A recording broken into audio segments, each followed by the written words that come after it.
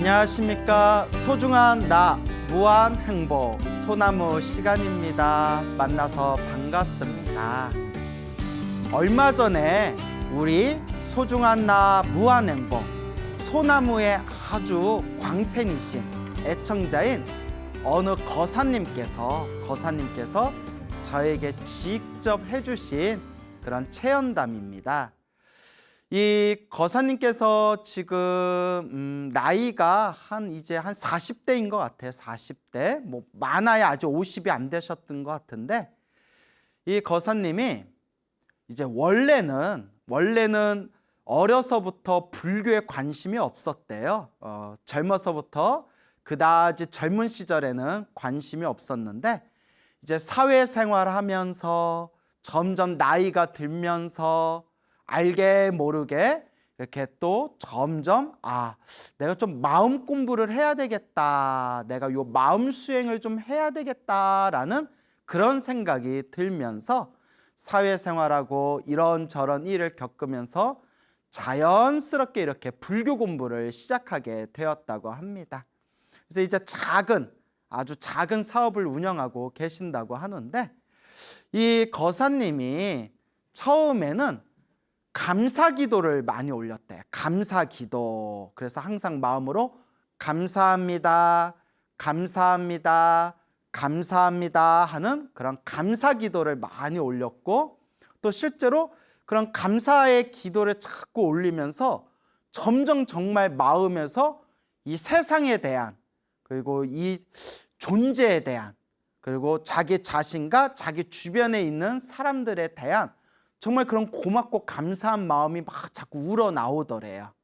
그래서 실제로 우리 수많은 그런 명상법 중에서도 감사 명상이라는 게 있어요. 명상할 때 그런 감사한 그런 어떤 에너지, 감사함의 마음을 일으키는 명상법이 있는데, 그게 상당히 효과가 좋아요. 근데 이 거사님이 처음에는 이제 감사합니다, 감사합니다라는 그런 감사의 기도를 많이 올렸고, 실제로 효과도 보고 실제로 마음도 많이 편안해졌대요.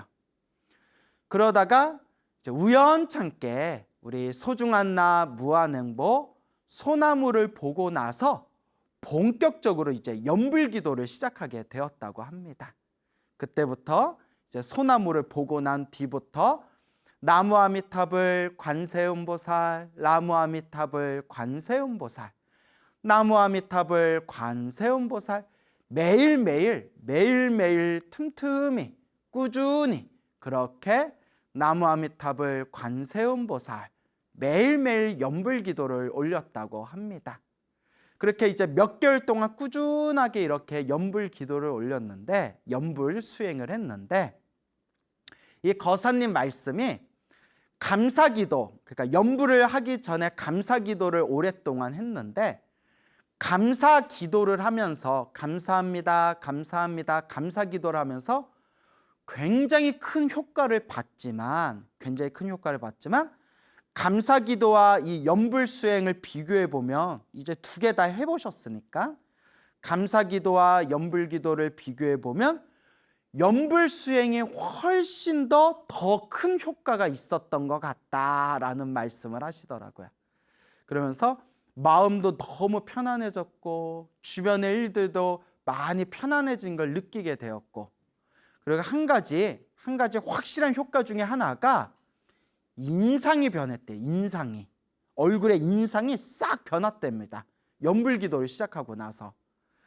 그래서 연불수행을 꾸준히 몇 개월 동안 점점 하면서 주변의 사람들이 너 인상이 변했다, 얼굴이 엄청 좋아졌다, 너 얼굴이 많이 맑아진 것 같아 라는 이야기를 수도 없이 많이 들었다고 합니다.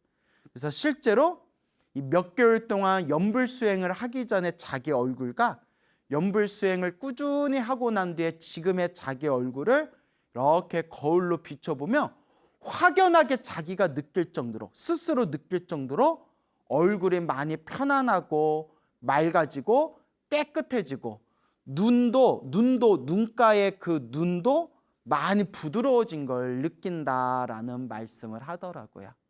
그래서 제가 그 얘기를 듣고 맞습니다, 맞습니다.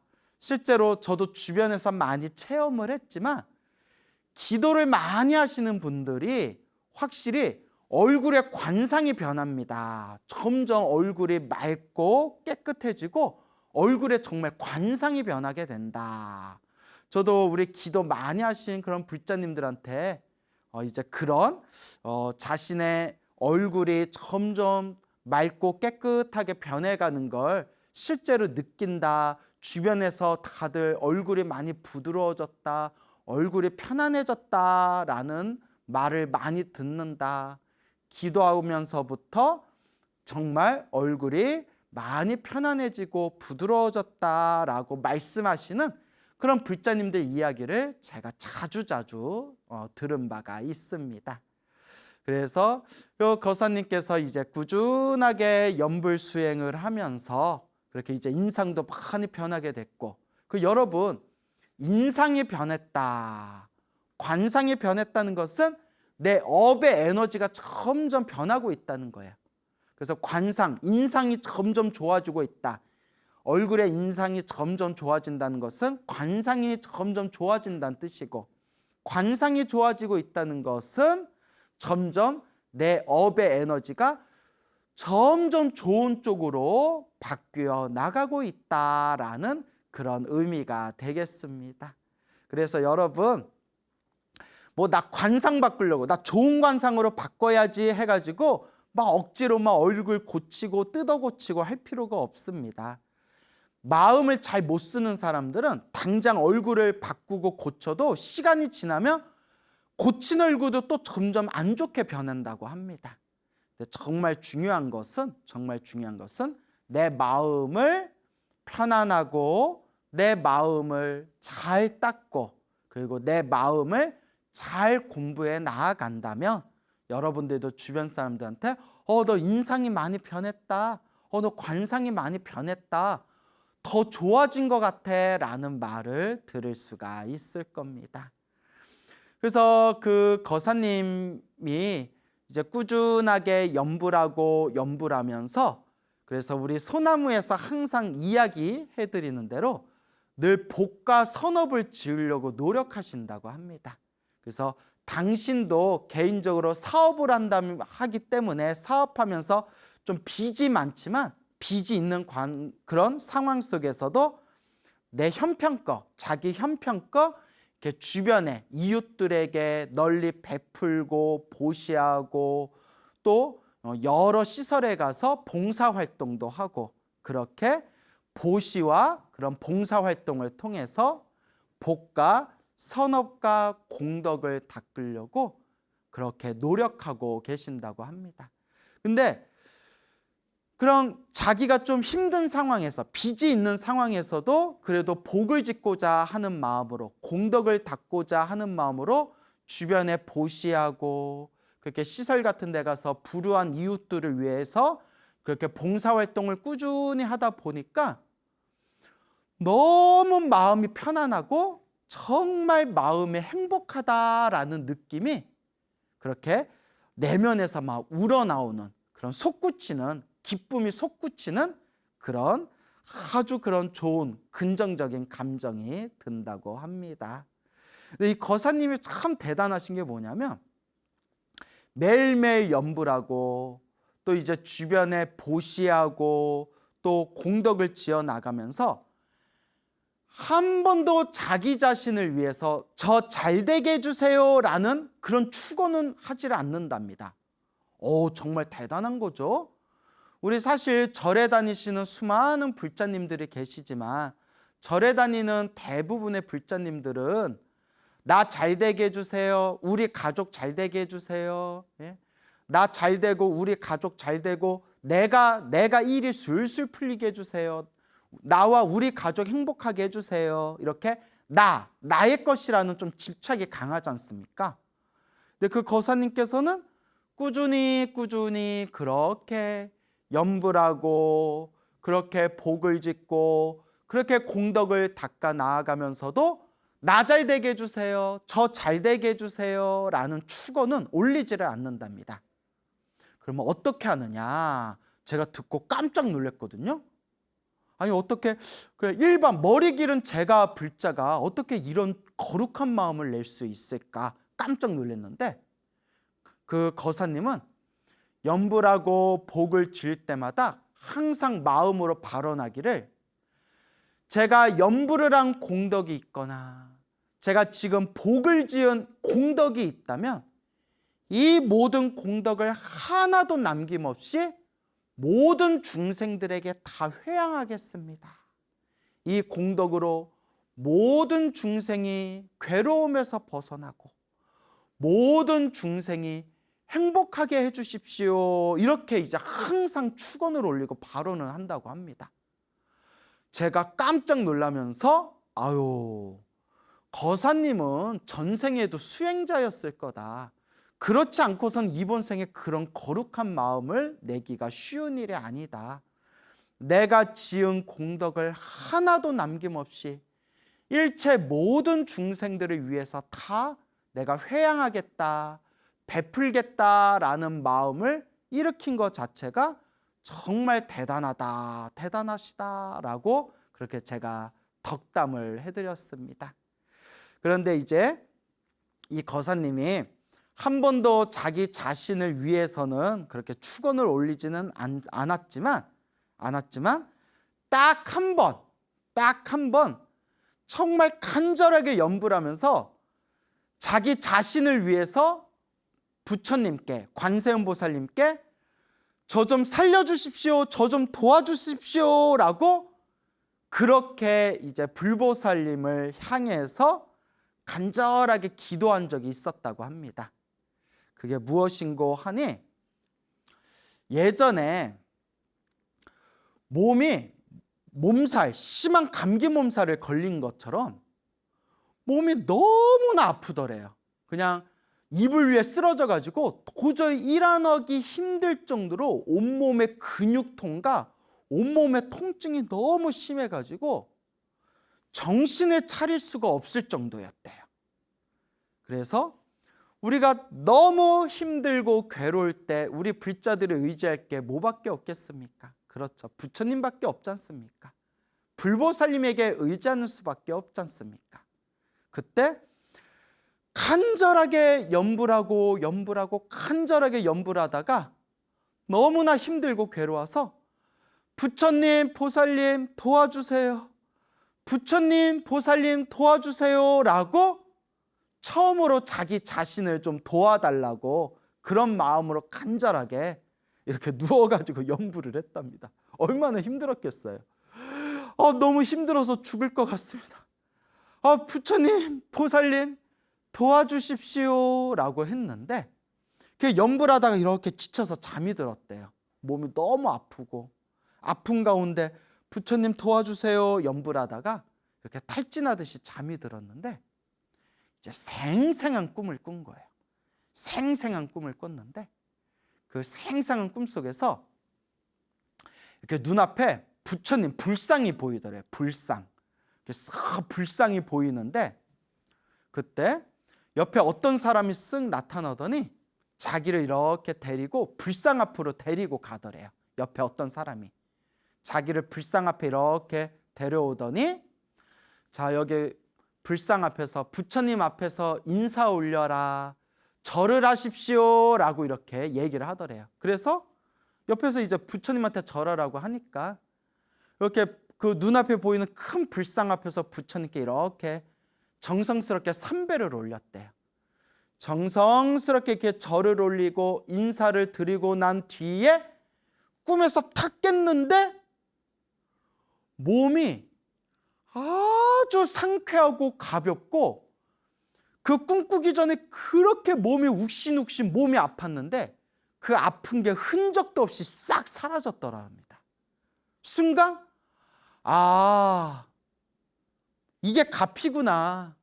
부처님께서 항상 은은하게 우리 중생들을 보호하고 도와주시는구나 라면서 마음으로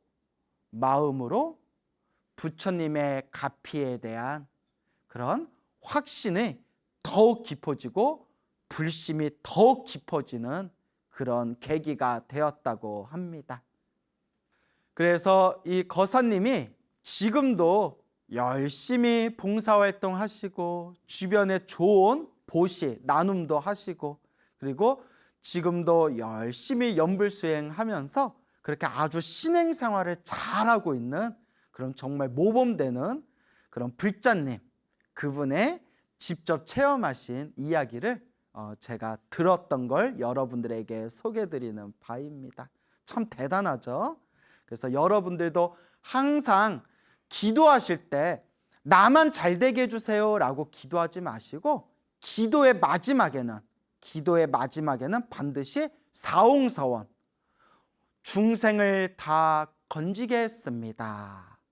모든 번뇌를 다 끊겠습니다. 법문을 다 배우겠습니다. 불도를 반드시 이루겠습니다. 항상 사홍서원으로 기도의 마무리를 하시고 그리고 그렇게 개인적인 소원을 빌더라도 모든 중생이 행복하여지이다, 모든 중생이 성불하여지이다 라는 마음으로 항상 기도의 마무리를 하시기 바랍니다. 그러면서 우리의 마음이 점점 저 성불의 경지로 조금씩 그렇게 부처님을 향해 닮아가게 될 것입니다. 제가 굉장히 아끼는 그런 젊은 후배 스님이 있어요. 후배 스님이 이제 한 30대 중반 정도 됐겠네요. 이제 그 스님을, 그 후배 스님을 처음 봤을 때가 그 스님이 20대에 그 스님이 동국대학교 다닐 때 그렇게 처음 봤던 그런 아끼는 그런 젊은 후배 스님이 있습니다. 아주 그냥 키도 크고 얼굴도 잘생긴 그런 후배 스님이에요. 이 스님께 또 제가 직접 들은 이야기인데, 이 후배 스님이 이제 20대 젊은 나이에 출가를 했어요. 20대 젊은 나이에 출가를 했는데 출가하기 전에 그 젊은 나이에 불교에 몇 년 동안 푹 빠져가지고 출가하기 전에 이렇게 불교에 부처님의 가르침에 깊이 푹 빠져서 불교 공부, 신행생활을 좀 열심히 했답니다. 그래서 출가하기 전에 법화경을 한 100번 정도 읽었대요. 법화경을. 야, 대단하죠? 그 묘법연화경, 법화경이 두껍지 않습니까? 그걸 이제 한 100번 정도를 읽었다. 거의 한 100번 정도 읽은 것 같습니다. 라고 그렇게 이제 말씀을 하더라고요. 그렇게 법화경 100번 읽을 정도로 그렇게 부처님 가르침에 깊이 이제 매료가 돼가지고 신행생활을 하다가 그 20대 젊은 나이에 머리 깎고 출가하고 싶다라는 생각이 딱 들더래요. 머리 깎고 출가하고 싶다. 그래서 정말 출가하고 싶은데 어렸을 때부터 부모님의 사랑을 듬뿍 받으면서 이 자란 그런 외동 아들이기 때문에, 외동 아들이라서 부모님이 출가를 허락을 안 해주는 거예요. 그리고 아버지가 그냥 출가를 절대 허락을 안 해주는 거예요. 출가를 허락을 안 해주셔가지고 좀 많이 갈등하다가 여러분, 이 인연법을 어떻게 막겠어요? 우리 석가모니 부처님도 고타마 시다르타 왕자였을 때 그렇게 출가하고 싶었는데 아버지였던 그 슈토다나 왕, 한문으로는 정반왕이라고 하죠.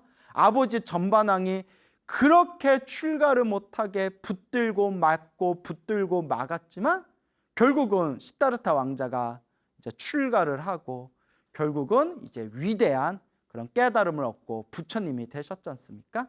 이 인연법이라는 거는 막을 수가 없죠. 이 세상의 존재 자체가 인연 따라 일어나고 인연 따라 사라지는 건데, 그래서 이 스님이 결국 이제 야밤도주 하듯이 이제 집을 나와서 머리를 깎고 이제 출가를 하게 됩니다. 이제 머리 깎고 출가를 했는데 이제 나중에 그렇게 출가를 반대했던 그 아들이, 그토록 이제 눈에 넣어도 아프지 않은 아들이 이제 출가를 했다라는 소식을 머리 깎고 고친 절에 들어갔다. 그러니까 이제 소식이 다 끊겼잖아요. 그러다가 머리 깎고 절에 들어갔다라는 이야기를 아버지가 딱 들으셨는데 의외로 담담하시더래요. 뭐 화를 내고 엄청 막 난리치실 줄 알았는데 나중에 들은 얘기가 그냥 담담하게 그냥 그렇게 머리 깎고 출가했구나. 결국 출가했구나. 이렇게 담담하게 받아들이시더래요. 희한하다. 아버지가 마음을 비우셨나? 아버지가 마음을 비우셨나? 그런데 나중에 이제 아버지께 직접 들은 이야기가 또 기가 막혀요. 아버지가 이제 아들이 출가할 때 그 즈음에 아버지는 이제 아들이 출가했다는 것도 모르고 이제 집에서 이제 아버지께서 지내고 계시는데 3일 동안 연속해서 아주 생생한 꿈을 3일 동안 연속해서 3번을 꾸셨대요. 어떤 꿈을 꾸셨냐면 아버지 말씀이 첫째 날 꿈에 어느 노스님이 나타나셨대요.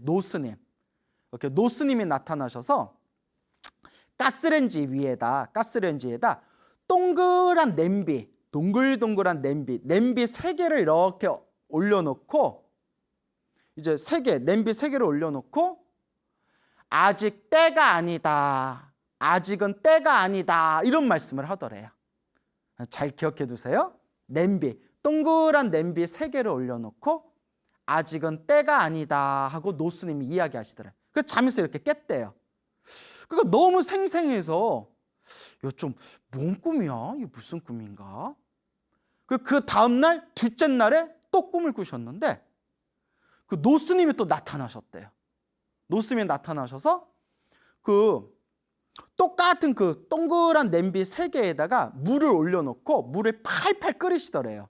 뭐 라면을 끓여 드시려고 했는지 국수를 끓여 드시려고 했는지 동그란 냄비 3개에다 물을 넣고 그걸 팔팔 이제 끓으면서 노스님이 이제 때가 되었다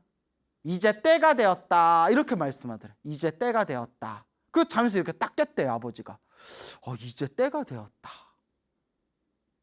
무슨 때가 됐지? 때밀 때가 됐다는 건가? 목욕탕 가라는 뜻인가? 이건 제가 농담을 한 말이에요. 무슨 뜻이지?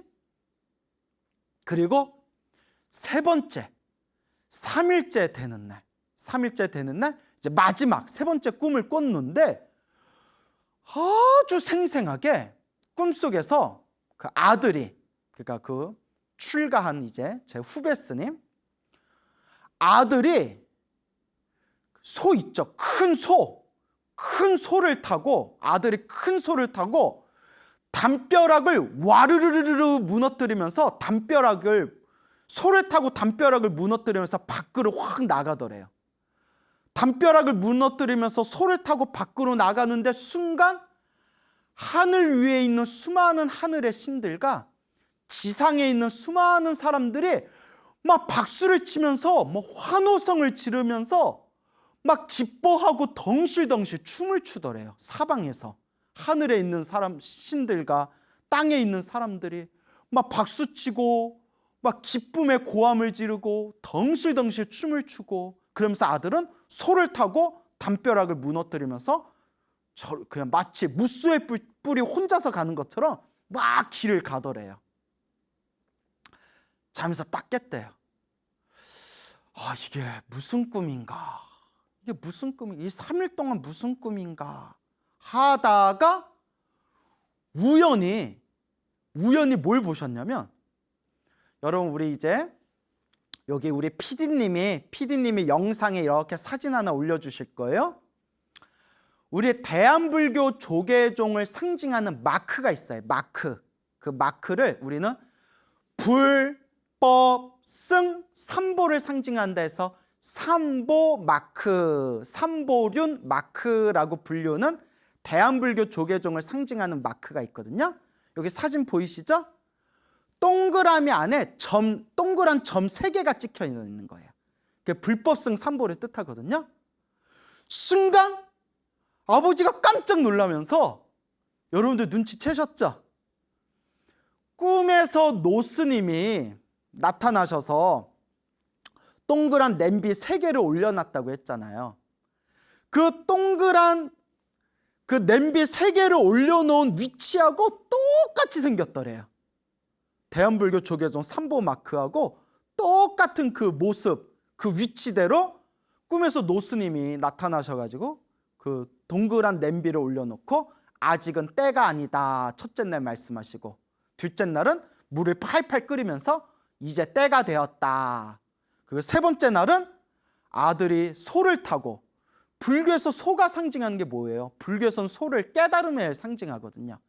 소를 타고 담벼락을 무너뜨리면서 저 막 길을 척척 저 먼 길을 떠나니 하늘 위 하늘 아래 모든 하늘의 신들과 사람들이 막 박수를 치고 기뻐하면서 덩실덩실 이제 춤을 추는 그런 꿈을 꿨잖아요. 그 순간 아버지가 출가했구나, 머리 깎고 출가했구나 라는 걸 그때 아버지가 꿈을 통해서 딱 그 느낌을 받으셨대요.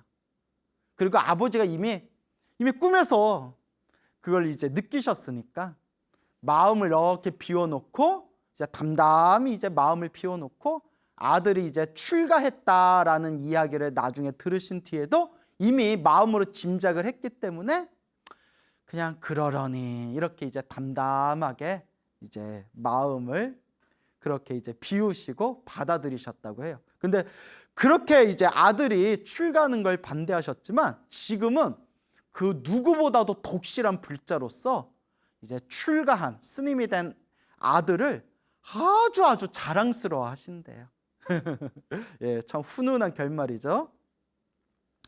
자, 그래서 이 후배 스님이 오래전에 이제 행자 시절에 경험했던 일이래요. 행자 시절에 어디 방에서 잠을 잔 적이 있었는데, 어디 절에 어디 그런 작은 방에서, 사찰의 작은 방에서 이렇게 잠을 잤는데 무언가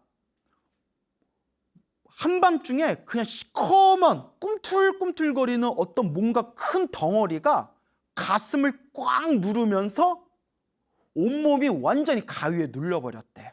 이 스님이 완전히 가위에 딱 눌러버렸대요. 그러니까 정신은 번쩍 떴는데 몸을 막 움직일 수가 없는 거예요. 여러분 가위 눌려본 적 있으신가요? 정말 정신은 깨었는데 몸을 막 움직이지 못하는 거예요. 그 공포심이 대단하죠. 정말 눈에 보이지 않지만 정말 살아있는 무언가, 어떤 덩어리가 막 온몸을 막 그냥 가슴을 막 내려누르고 있더래요. 도저히 막 몸을 움직일 수가 없을 때 마음속으로 관세음보살 연부를 하니까 이렇게 손을 좀 움직일 수가 있더래요. 손을. 그래서 관세음보살 연부를 하면서 손을 이렇게 모았대요. 누운 상태예요. 누운 상태에서 가위에 딱 눌려가지고 손을 천천히 양손을 모아서 누운 상태에서 가슴 앞에서 딱 합장을 했대요. 누운 상태에서 가슴 앞에서 딱 합장을 했는데 양손을 모아서 합장하는 데까지 그냥 체감상 몸으로 느낀 시간이 한 10분은 걸린 것 같더래요.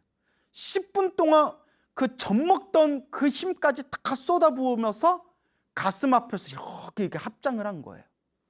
그러니까 오라지게 그냥 가위에 심하게 이제 눌러버린 거죠. 가슴 앞에서 딱 합장을 하면서 관세음보살 살려주세요 관세음보살님 하는 순간 뻥 하면서 가슴이 뻥 하고 시원해지면서 그 시커먼 덩어리가 몸에서 완전히 뻥 하고 튕겨져 나가는 걸 느끼면서 몸과 마음이 확 편안해지더래요. 그러면서 눈앞에 환한 광명이 펼쳐지면서 그 빛 속에서 관세음보살님이 다 나타나셔서 자기를 이렇게 바라보시더랍니다. 그러면서 관세음보살님, 그런 체험을 생생하게 하면서 이 후배 스님도 원래 불심이 깊었지만 훨씬 더 불심이 깊어지고 정말 연불 공덕이 있구나, 정말 기도 가피가 있구나, 불보살림 가피가 정말 있구나 라는 걸 정말 뼛속까지 확실하게 체험을 했다고 합니다. 그러면서 지금도 아주 성실하게 열심히 그렇게 연불하고 그렇게 경전을 독송하면서 지금도 아주 수행 생활을 잘하고 있는 그런 잘생긴 후배 스님이 하나 있습니다. 예, 그 스님께 제가 직접 들은 이야기입니다. 참 이런 이야기 들으면 이제 뭐 스님인 저조차도 참 이렇게 환희심이 나요. 그 눈앞에 펼쳐진 관세음 보살님이 환한 광명 속에서 관세음 보살님이 나타나셨을 때 그게 정말 관세음 보살님이 나타난 걸 수도 있고 아니면 그냥 내 마음이 만든 환상일 수도 있지만 중요한 거는 힘들고 괴롭고 그 고난에 빠졌을 때 간절하게 관세음 보살을 연불하면 반드시 관세음 보살님이 그 사람을 구해 주시리라 라는 그런 법화경 관세음 보살 보문품에 나오는 이런 부처님의 말씀, 이 관세음 보살님의 가피가 분명히 존재하는구나 라는 것을 우리가 수많은 불제자들의 그런 가피 체험담을 통해서 우리가 이 마음의 중심을 세울 수가 있는 겁니다. 그래서 여러분 의심하지 마시고 한번 간절하게 기도해 보십시오. 그냥 어설프게 기도하지 말고 정말 간절하게 정성스럽게 좋은 일이 일어나면 좋은 일이 일어나는 대로, 나쁜 일이 일어나면 나쁜 일이 일어나는 대로, 좋다 싫다 즐겁다 슬프다 그런 마음도 다 비워놓고 오직 부처님을 믿고 한번 연불을 하고 기도해 보시기 바랍니다. 불보살님 가피가 분명히 우리와 함께 할 겁니다.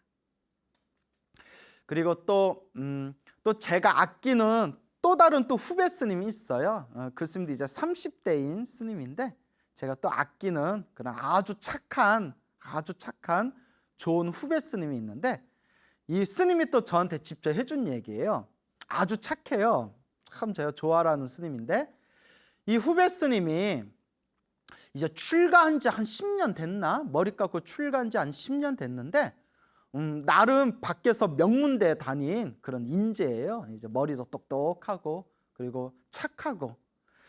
근데 이 스님이 이제 10년 동안 이제 이렇게 이제 한국에서 공부를 하면서 뭔가 이제 좀 타성에 젖은 그런 어떤 버릇을 좀 깨고 그리고 좀 견문을 널리 넓히고 또 새로운 마음으로 공부하자라는 그런 마음에서 이제 외국에 미국에 있는 대학에 이제 유학을 가려고 준비를 했어요. 그래서 이제 뭐 그냥 뭐 방송이니까 어느 대학인지 좀 대놓고 말하기는 뭐하고 그냥 여러분들 머릿속에 떠오르는 미국에 있는 세계에서 가장 유명한 인류 대학교 하면 대충 뭐 떠오르는 대학교들이 있죠. 예, 세계에서도 가장 유명하고 손꼽히는 그런 미국에 있는 인류 대학교에 아마 종교학 쪽으로 가겠죠. 종교학을 이제 공부하고 불교를 좀 더 깊이 이제 세계 불교 속에서 견문을 넓히고자 그런 새로운 마음으로 목표를 세우고 그 미국에 있는 대학교에다가 이제 뭐 대학교에 입학하려고 준비를 이렇게 많이 했는데 그 최종 결과에 불합격을 했대요. 뭐 일단 뭐 불합격을 했다라고 이제 자기는 그렇게 이제 알고 있었는데 불합격하니까 뭐 기분이야 좋지 않겠죠. 그래도 기대를 많이 했는데 준비도 많이 했는데 그래서 불합격인가 보다 합격을 못했구나 어떡하지 다른 데라도 알아볼까 그래서 그냥 마음을 이렇게 비우고 이렇게 이제 연불을 열심히 했대요. 연불을 그분들 이제 저거 대화 나누면서 스님 저도 이제부터 연불 수행을 좀 열심히 해보겠습니다 라고 했던 그런 후배 스님인데 연불을 계속 이제 마음을 비우고 연불을 하고 열심히 이렇게 연불을 했는데 그냥 뭐 합격했다 불합격했다 그때 마음으로 다 비웠대요. 그냥 떨어졌다 생각하고 그렇게 이제 연부를 했는데 며칠 후에 생생한 꿈을 꿨대요. 처음 꾸는 꿈이었는데 평소에 존경하던 저 베트남 출신 그리고 프랑스의 플럼빌리지에 그런 거기서 활동하신 세계적인 큰 고승이었던 틴나탄 스님, 얼마 전에 세상을 떠나셨죠? 평소에 존경하던 틴나탄 스님이 꿈에서 딱 나타나셨대요. 틴나탄 스님이 틱 하고 나타나셨대요. 틱나탄. 너무 무리수인데. 하여튼 틴나탄 스님이 이렇게 이제 탁 하고 나타나셨는데 손에 황금 구슬을 이렇게 들고 계시더래요. 틴나탄 스님이 황금 구슬을 들고 계셨는데 그 황금 구슬을 그 스님에게 이렇게 전해주더래요. 그래서 이렇게 줘가지고 틴나탄 스님이 이제 황금 구슬을 주시는 걸 요 스님이 두 손으로 받아서 그 황금 구슬을 꿀꺽 삼켜 먹었대요. 꿀꺽 삼켰대요. 황금 구슬을 꿀꺽 삼키면서 꿈에서 탁 깼대요. 야, 딱 황금 구슬, 큰 스님이, 세계적인 큰 스님이 나타나셔서 황금 구슬을 줬는데 그걸 꿀꺽 삼키는 꿈을 꿨으니 보통 꿈이 아니잖아요. 딱 들어도. 어떻게 해야 돼 이거 로또 사야 되나? 그런데 그 꿈을 꾸고 나서 그 다음 날 전화가 왔대요. 받아보니까 그 입학 신청을 했던 그 미국의 대학교에서 최종 결과 합격했으니까 입학할 준비를 하십시오라는 그런 최종 합격 그 소식을 딱 이제 연락이 온 거예요. 스님이 깜짝 놀래가지고 아니 자기 떨어진 걸로 알고 있는데 하여튼 붙은 거예요. 뭐 그 중간의 과정은 잘 모르겠는데 스님조차 그냥 불합격이다 생각하고 마음을 그냥 비우고 연불하고 있었는데 그 틴나타 스님이 나타나셔서 황금 구슬을 주신 걸 그걸 이제 받아서 입에 꿀꺽 삼키는 그 꿈이 내가 그토록 원하던 바가 성취되려는 그런 예지몽이었나 보다. 그래서 그 스님이 너무나 신기해하면서 저한테 그 얘기를 들려주더라고요. 그래서 제가 뭐라고 했냐면 스님이 너무 착하고 스님이 공부도 열심히 하니까 부처님께서 그래 그렇게 넓은 세계로 가서 견문을 널리 넓히고 공부 열심히 해라 라는 뜻으로 부처님이 가피를 내려주셨나 보다라고 이렇게 이제 덕담을 해줬죠. 그래서 제가 다 기분이 좋더라고요. 이제 우리 후배 스님이 잘 풀리니까. 자, 이와 같이 오늘 여러분들에게 제가 직접 들었던 우리 거사님과 또 후배 스님들의 그런 어떤 가피 체험담 이야기를 들려드렸습니다. 여러분들 재밌으라고 여러분들 기도 열심히 하시고 선업을 많이 지으시라는 뜻에서 이렇게 재미난 이야기를 들려드린 거고 꼭 명심할 게 있습니다. 제가 늘 말씀드리죠. 오로지 부처님을 의지하면서 염불하고 기도하고 수행할 때 꿈에 집착하지는 말아라. 다 이거 그냥 재미로 드리는 여러분들 재밌으라고 염불 열심히 하라는 뜻에서 그렇게 들려드린 이야기니까 너무 꿈에 집착하지는 마십시오라는 걸 꼭 당부드리고 싶습니다. 오직 부처님을 믿고 염불하면서 공덕을 닦으면 좋은 꿈을 꾸든 말든 나쁜 꿈을 꾸든 말든 항상 불보살님의 가피가 우리와 함께할 것입니다. 여러분 행복해지고 싶습니까? 행복한 삶을 창조하고 싶습니까? 복을 지으십시오. 선업을 지으십시오. 공덕을 쌓으십시오. 복과 선업과 공덕의 힘이 여러분들을 진정한 행복의 길로 이끌어 줄 것입니다. 여러분 성불하십시오.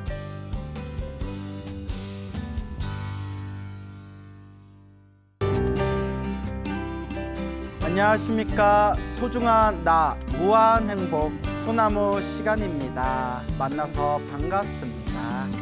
오늘도 여러분들 재미난 이야기 들려드릴까 합니다. 어느 젊은 여성 불자님이 계세요. 지금 나이가 이제 30 초반 됐으려나? 그 젊은 여성 불자님이 계시는데 뭐 또 우리 소중한 나 무한행보 소나무의 아주 애청자입니다. 그분께 이제 직접 들은 이야기예요. 그분이 이제 나이는 젊지만 항상 연불하고 법화경 사경도 많이 하고 그리고 또 평소에 물고기 방생도 많이 하는 분이세요. 그래서 아주 그 신행 생활을 잘하고 있는 그런 젊은 여성 불자님이 있습니다. 그 불자님이 오랫동안 집에서 키우던 개가 있었대요. 개. 여러분들 개 좋아하세요? 저는 고양이도 좋아하고 개도 좋아하거든요. 근데 이 개 이름이 복돌이였어요. 복돌이. 귀엽죠? 복돌이. 이름이 복돌이였는데 집에서 15년을 살았대요. 15년. 개가 15년 살면 굉장히 장수한 거죠, 여러분. 뭐 10년만 넘게 살아도 오래 살았다 그런다면서요. 근데 15년을 같이 집에서 뒹굴면서 같이 키웠으니 뭐 이제 거의 개가 아니라 식구 수준이죠. 가족 같은 그런 이제 개가 있었는데 이제 우리 복돌이, 이 복돌이가 한 15년 정도 이제 함께 지냈는데 이제 암에 걸렸대요. 암에. 이제 개가 암에 걸렸는데 그 암이 이제 뭐 나이도 많은 그런 노견이잖아요. 그래서 이제 온몸에 이제 전이가 돼가지고 이제 수의사 선생님한테 가봤더니 이제 뭐 더 이상 어떻게 손 쓸 수 있는 그런 상황이 아니다. 그냥 남은 시간 동안 이렇게 편안하게 해주고 이렇게 무지개 다리로 이렇게 떠나보낼 수 있도록 마음의 준비를 하셔라. 뭐 이렇게 이야기를 하더래요. 그래서 온몸에 이제 암이 전이가 된 15년 동안 전들었던 이 복돌이를 위해서, 복돌이가 이제 언제 세상을 떠날지 모르잖아요. 언제 죽을지 모르니까 엄마하고 요 보살님이, 불자님이 엄마하고 같이 번갈아 가면서 복돌이한테 간절하게 계속 나무아미타불 연부를 해줬대요. 야, 복돌이가 복이 많아. 복돌이가 세상에 또 이렇게 좋은 불자 주인을 만나가지고 우리 복돌이 좋은데 가라고 나무아미타불 연부를 저렇게 몇 날 며칠 동안 정성껏 해줬대요. 요 보살님하고 엄마하고. 그리고 또 이제 뭐 하루 종일 사람이 연불해 줄 수는 없잖아요. 그래서 그 나무아미타불 연불 테이프 있죠. 뭐 요새는 인터넷으로 뭐 그런 게 다 나오잖아요. 인터넷으로 뭐 나무아미타불 연불 소리를 항상 복돌이한테 들려줬대요. 여러분 이제 뭐 여담이지만 스님, 그냥 연불 소리를 그냥 기계로 틀어놓은 연불 소리를 들어도 효과가 있습니까?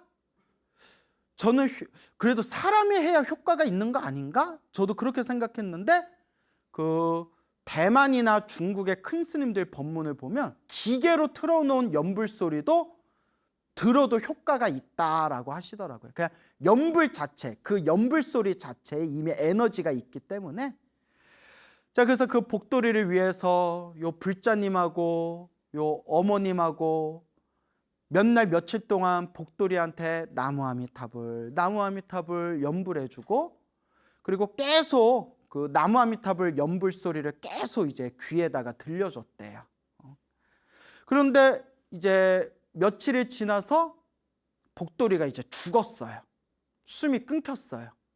숨이 딱 끊겼는데 이 불자님이 이제 어디서 뭐 법문을 들었거나 책에서 뭘 보셨는지 48시간 동안 이제 바로 어디 뭐 그 죽은 복돌이의 그런 이제 몸뚱아리를 처리하지 않고 48시간 동안 복돌이가 좋은 곳에 태어나기를, 극락왕생하기를, 극락세계 왕생하기를 간절하게 발언하면서 어머님하고 함께 48시간 동안 계속 연부를 해주고 아미타경, 무량수경, 관무량수경, 정토삼부경을 계속 독송을 해줬대요. 계속 그렇게 정말 복이 많다. 야, 정말 어쩜 그렇게 그 개가 주인을 잘 만나가지고 죽음을 코앞에 뒀을 때 몇 날 며칠 동안 주인이 염불해 줘. 숨이 끊겨가지고 죽었는데 48시간 동안 나무 아미탑을 극락왕생 염불해주고 아미타경 무량수경 독송해주고 정말 복돌이가 이름을 잘 졌네. 복이 많네요. 예? 그렇게 이제 간절하게 48시간 동안 극락왕생을 발언하면서 기도를 해준 뒤에 개를 이제 뭐 언제까지 죽은 개를 방에 둘 수는 없잖아요. 그래서 그 화장터를 갔대. 화장터. 그래서 이제 뭐 요새는 이제 뭐 화장터, 동물도 이렇게 화장해주고 소각해주는 그런 화장터가 있나 봐요. 이제 그렇게. 그런데 희한한 게 48시간이 지났는데 그 개를 이렇게 들었는데 화장터에 이제 데려가면 차에 싣고 가야 되잖아요. 죽은 지 48시간이 지난 개인데 마치 살아있는 것처럼, 잠자고 있는 것처럼 몸은 식었지만 살이, 관절이 말랑말랑하더래요. 원래는 특히 작은 짐승일수록 숨이 끊기면, 아마 개 키워보신 분들은 알 거예요. 이미 개 키워보신 분들은 몇 시간 지나면 바로 몸이, 그 짐승들은 몸이 뻣뻣하게 굳어져 버리거든요. 작은 짐승일수록. 말랑말랑하더래요. 개 살결이. 희한하다 해가지고 어쨌거나 이제 복돌이를 싣고 그 이제 뭐 동물도 이렇게 소각해주는 그 화장터에 가서 그 아저씨한테 이제 맡겨서 화장터에서 이렇게 화장을 하는데,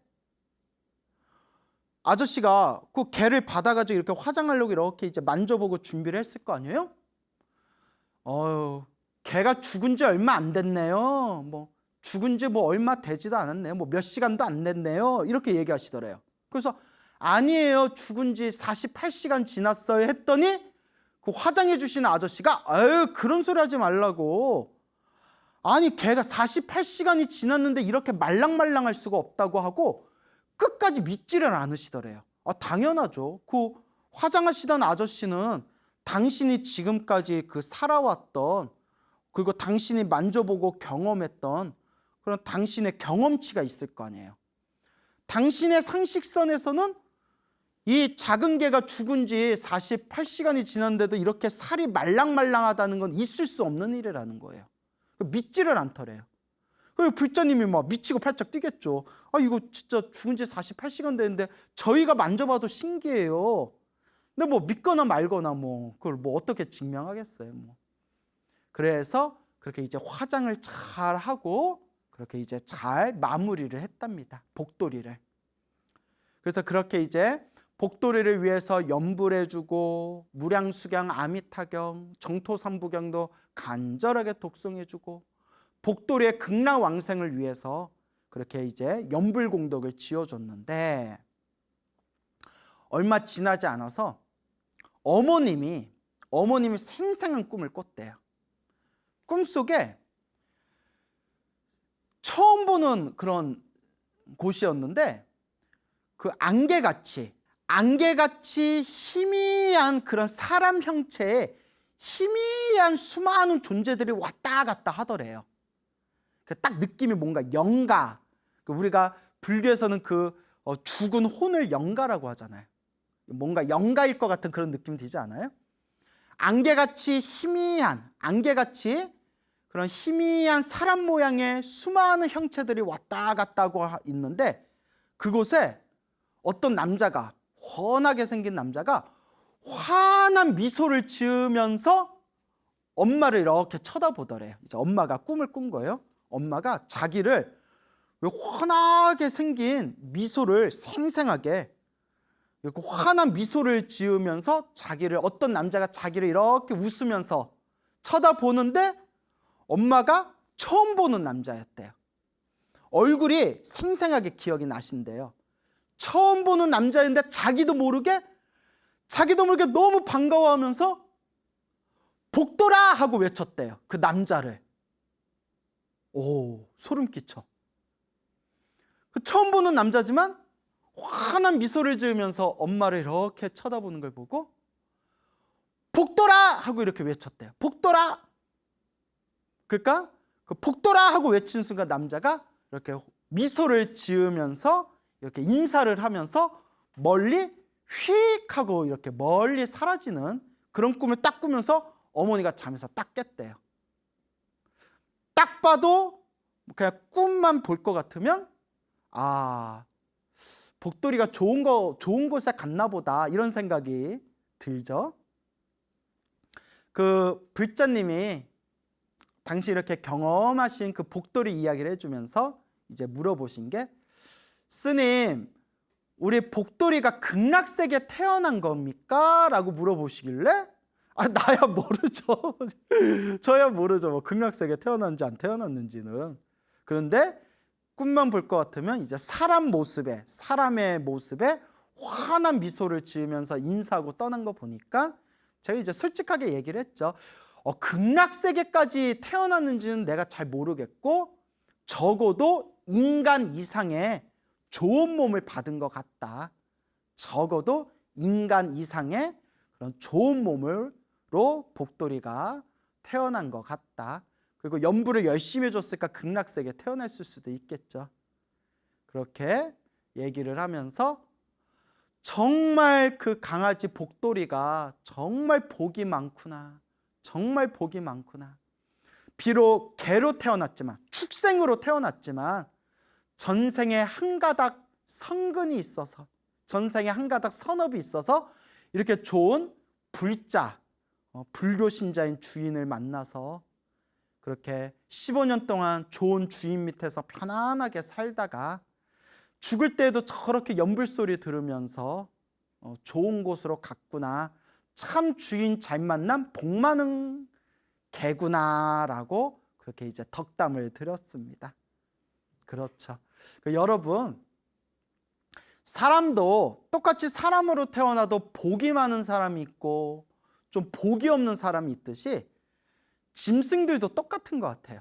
개들이나 고양이를 봐도 개들도 막 보신탕 끌려가는, 아유 말하기도 끔찍하네요. 막 이렇게 보신탕 끌려가는 개들도 있는가 하면 막 개공장이라고 있잖아요. 막 뉴스에서 보고 저도 막 충격받았는데, 개공장에서 막 끔찍하게 그렇게 학대당하는 개들이 있는가 하면 정말 좋은 주인 만나서 평생 호의호식하면서 사는 그런 개들도 있고, 고양이들도 평생 그 추위에 떨면서 위험에 항상 노출된 길고양이들이 있는가 하면 평생 그냥 뽀송뽀송한 카페트 위에서 평생을 산 그런 이제 추루, 맨날 추루 먹으면서, 추루 아시죠? 추루, 고양이도 좋아하는 거, 추루를 쭈르륵 먹으면서 그렇게 평생 행복하게 산 고양이들도 있지 않습니까?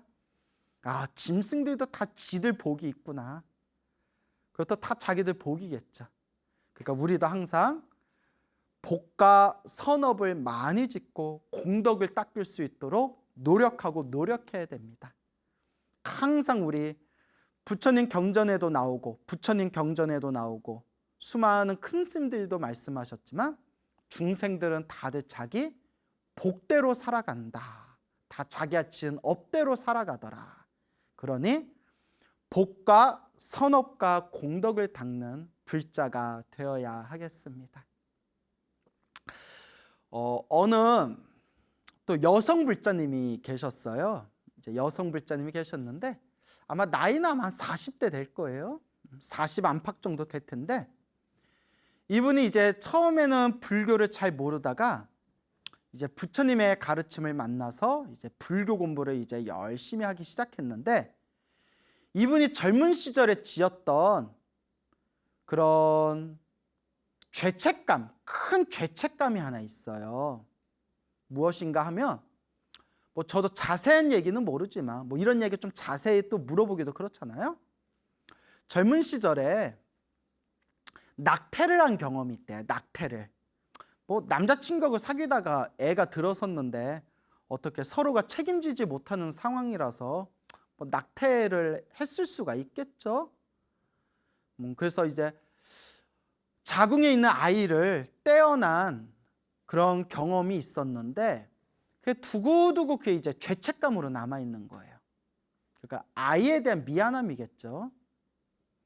근데 여러분 이런 얘기하면 조금 어떻게 말해야 될지 모르겠지만 그냥 부처님 경전에 나온 대로 부처님 경전에 보면 뭐 아함경이라든가 뭐 또 다른 어떤 팔만대장경의 어떤 대승경전들을 보면 인과 업보 이야기가 나오잖아요. 낙태를 하면 아주 무거운 업보를 받는다. 다음 생에 아주 무서운 업보를 받는다라는 내용이 경전에 나와요. 물론 또 오해하시면 안 되는 게 그냥 자연 유산한 거는 아닙니다. 뭐 자연 유산한 거는 내가 원하지 않았는데 이렇게 인연이 잘 안 맞아서 떨어져 나간 거고, 이제 낙태는 내가 이렇게 내 뱃속에 살아있는 생명을 살생을 한 거잖아요. 물론 뭐 여자 업보도 있고 또 남자 업보도 있겠죠. 아버지가 되는 남자 업보도 있겠죠. 어쨌거나 이제 불교에서는 이 업을 되게 이제 무섭게 여겨요. 무겁게. 이 낙태의 업보를. 그래서 이분이 불교 공부를 하면서 뭐 스님들 법문 듣고 인과업보 이야기도 듣다 보니까 가뜩이나 마음의 죄책감이 심했는데 내가 정말 무서운 업보를 지었구나. 마음이 더 무거워진 거예요. 더 무거워진 거예요. 근데 이것도 참 어려운 문제예요. 참 뭐 스님이 할 말은 아니지만 정말 뭐 어쩔 수 없는 상황과 조건 때문에 뭐 어쩔 수 없이 낙태하는 그런 상황들도 있다고 하잖아요. 예, 그러니까 참 이게 어려운 문제예요.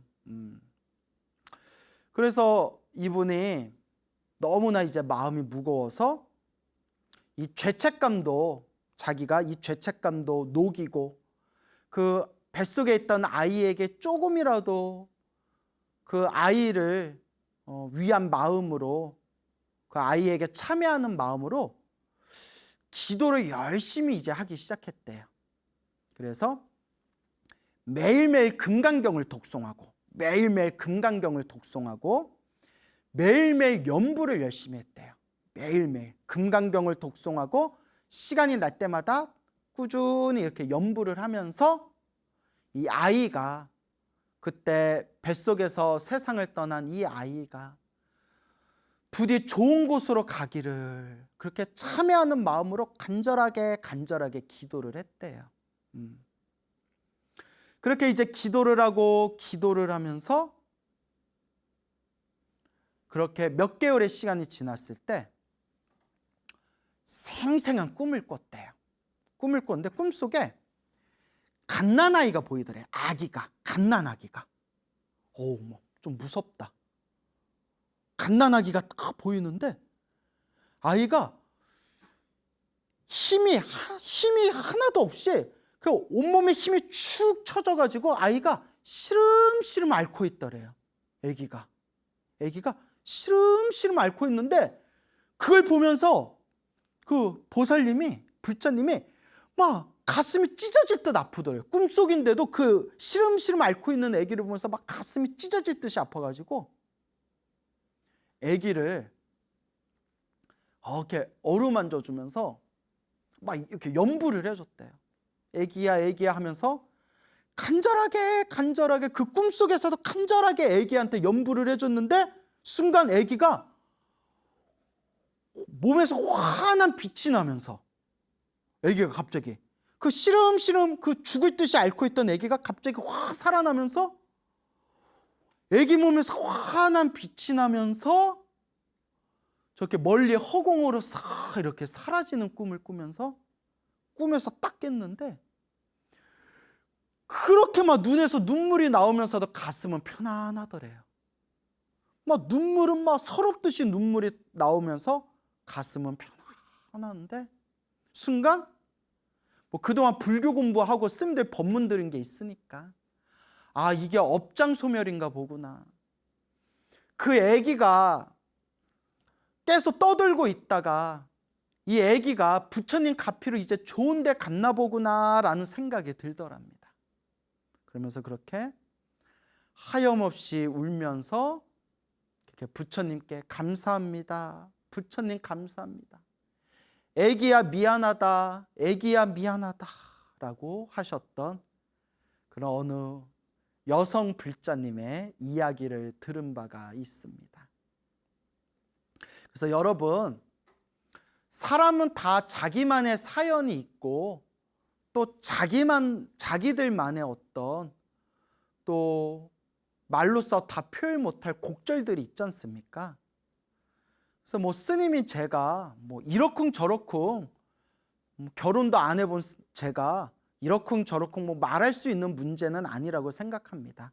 다만 이제 인과 업보와 부처님의 가피와 그 눈에 보이지 않는 영적인 세계를 공부하고 있는 이 제 입장에서 혹시 불교를 만나기 전에 혹은 젊은 시절에 잘 모르고 그렇게 뭐 어쩔 수 없는 사연과 우여곡절 때문에 뱃속에 아기를 떼어놓을 수밖에 없었던 그런 슬픈 사연이 있는 분들이라면 제가 간곡하게 말씀드리기를 이번 생에 이미 일은 벌어졌고 이미 물은 엎어졌잖아요.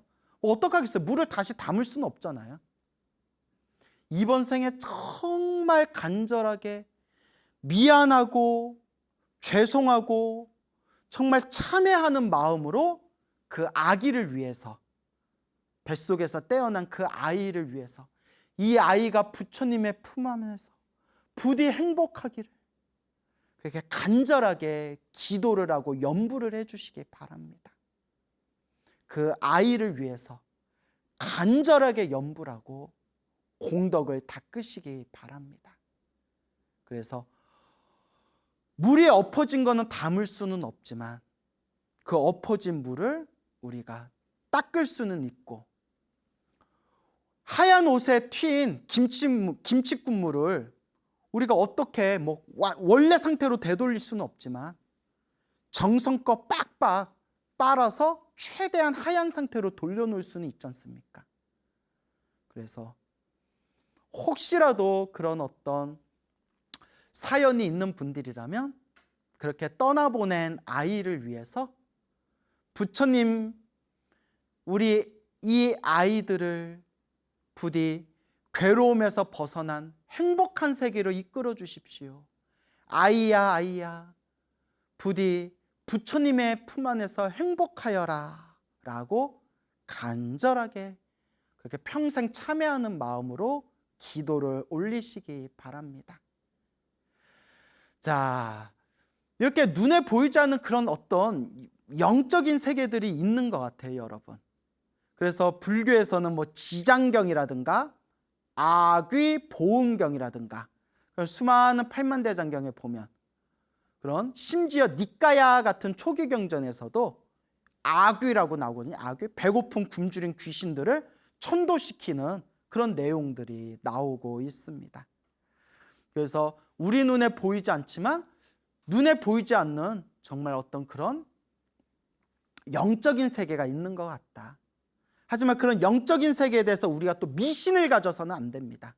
또 실제로 우리 주변에는 그런 어떤 삿된 견해를 가진 사이비 종교인들이 그런 영적인 세계를 미끼로 낚아가지고 사람들한테 사기치거나 겁을 줘가지고 그 사람들을 잘못된 길로 이끄는 경우가 있습니다.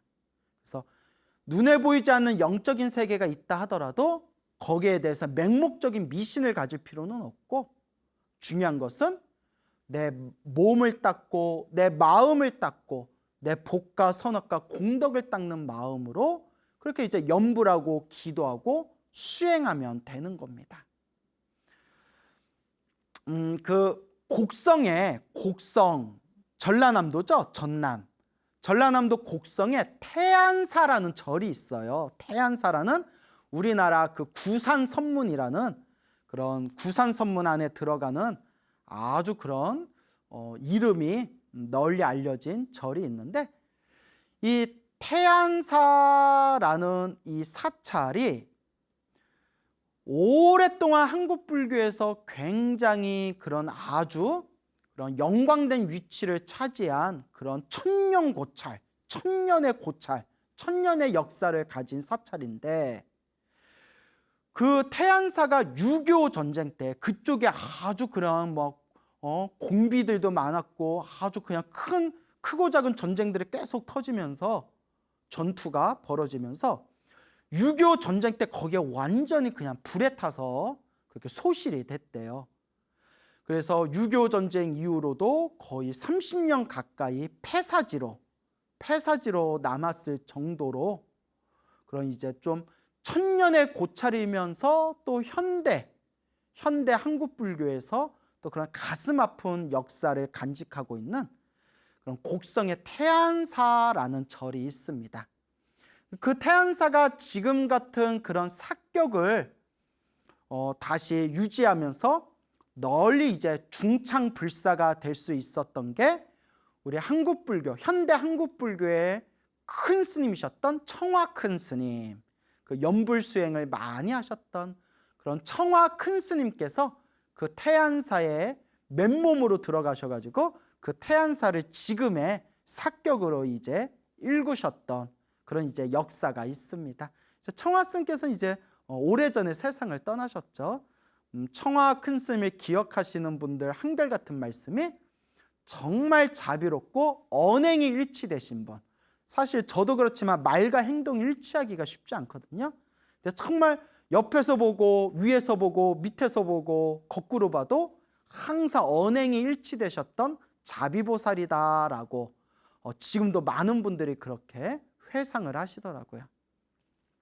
근데 이제 청화 스님께서 그 태안사, 완전 한국전쟁 때 완전 불타버린 그 태안사를 이렇게 이제 일구실 때, 그때 이제 몇십 년 전에 그 당시에 그곳에 이제 기도를 오셨던 그런 많은 그런 노보살님들 그런 이제 증언에 의하면 그 재미난 얘기가 있습니다.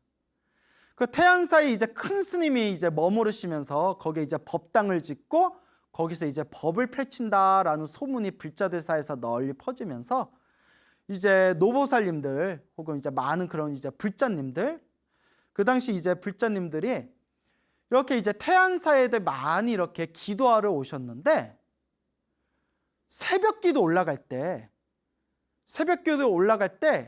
그날따라 막 비가 부슬부슬 오거나 날씨가 짓궂거나 우리가 좀 음기가 많을 때, 음기라고 하죠. 좀 그늘진 차가운 음기가 많은 그런 부슬부슬 그런 비가 좀 오는 그런 날씨 때 새벽 기도 가려고 이렇게 태안사로 이렇게 이제 올라가다 보면 저기서 막 총을 든 군인들이 막 뛰어다니는 게 막 보인대요. 근데 한 명만 보인 게 아니라 여러 명이, 수많은 사람들이 목격을 했대요. 야야야, 뭐 훈련하냐? 아니 뭐 총 든 군인들이 막 뛰어다니고 막 우르르 막 왔다 갔다 하고 막 이러니까 뭐 훈련하나? 근데 어렴풋하지만 자세히 보면 좀 복장들이 이상하더래요. 어머 저거 뭐야? 어머 저거 뭐야? 눈치채셨죠? 알고 봤더니 한국전쟁 때 죽었던 그 군인들, 그 군인 영가들이 천도되지 못하고 아직도 그 전쟁하다 죽었으니까, 전투하다 죽었으니까 아직도 전투 중인 줄 알고, 아직도 전쟁 중인 줄 알고 천도되지 못하고 그 산, 그곳을 떠나지 못하고 그렇게 영가가 돼가지고 막 이렇게 나타나는 거예요. 아우 좀 슬프다. 예, 좀 무섭지만 좀 슬프다. 그걸 여러 사람들이 그걸 목격을 했답니다. 그런 것들을. 근데 이 청화 스님께서 평생 연불 수행을 하시고 또 청화 스님께서 이 평상시에 영가천도에 대해서 굉장히 조예가 깊으셨대요. 아주 그 영가천도에 대해서 그런 깊이가 있으셨던 분이었기 때문에 이 청화 스님께서 태안사에 계시면서 오랫동안 공들여서 그 태안사에 있는 그곳에 천도되어지지 못한 그런 군인 영가들이라든가 뭐 공비 영가들이라든가 그곳에서 뭐 이렇게 생을 떠난 그런 중생들, 영가들을 위해서 오랫동안 천도제를 올리고 불공을 올리면서 그렇게 공을 들이셨다고 합니다. 그래서 그런가 이제 청화 스님께서 그곳에서 오랫동안 주석하시면서 점점 그런 산에서 그런 군인들이 뛰어다니는 그런 영가들이 보이는 현상이 점점 줄어들면서 이제 지금은 안 나타난다고 하니까 이제 여러분들은 걱정 없으셔도 되겠습니다. 그래서 저도 건너들은 얘기인데 그런 얘기를 들으면서 야, 이걸 뭐 믿어야 되나 말아야 되나 싶지만 보이지 않는 그런 영적인 세계가 또 있기는 있는 것 같습니다. 고창에 도소람이라는 지장보살 도량이 있습니다. 그래서 고창에 도소람의 내원궁이라는 법당이 있거든요. 아마 이제 사찰 성지순례 많이 다니신 분들은 다 아는 유명한 사찰이 되겠습니다. 그 도소람 내원궁에 오래전에 아주 불심이 깊은 그런 보살님이 계셨다고 합니다. 그 여성 불자님이 계셨는데 이 불자님께서 원래는 불교에 대해서 전혀 관심도 없고 불교가 무엇인지도 잘 몰랐대요. 근데 이 불자님이 남편이 먼저 세상을 떠났는데 남편분께서 뭐 한이 많으셨는지 자꾸 남편분이 꿈속에서 자꾸 나타나는 거예요. 남편분이 매일매일 항상 꿈속에 나타나면서 자꾸 주변 일들이 뒤숭숭하고 꿈자리도 안 좋고 주변 일들도 뒤숭숭하고 죽은 남편이 항상 꿈속에 나타나니까 너무나 힘들고 답답해서 굿도 크게 하셨대요. 아주 굿도 크게 하셨지만 전혀 효과가 없었대요. 그렇죠, 여러분. 뭐 제사 한 번 지내고 굿 한 번 지냈다고 모든 일이 술술 풀리면 이 세상에 그런 일로 괴로울 사람들이 누가 있겠어요. 근데 이게 전생의 어변이 강하면 업보가 깊으면 이런 게 뭐 한두 번에 해결될 일이 아니에요. 그래서 이제 괴로움에 이렇게 지치고 지친 나머지 이제 모든 걸 다 내려놓고 도소람 내원궁에 오셔가지고 그곳에서 간절히 기도 생활을 시작하셨대요.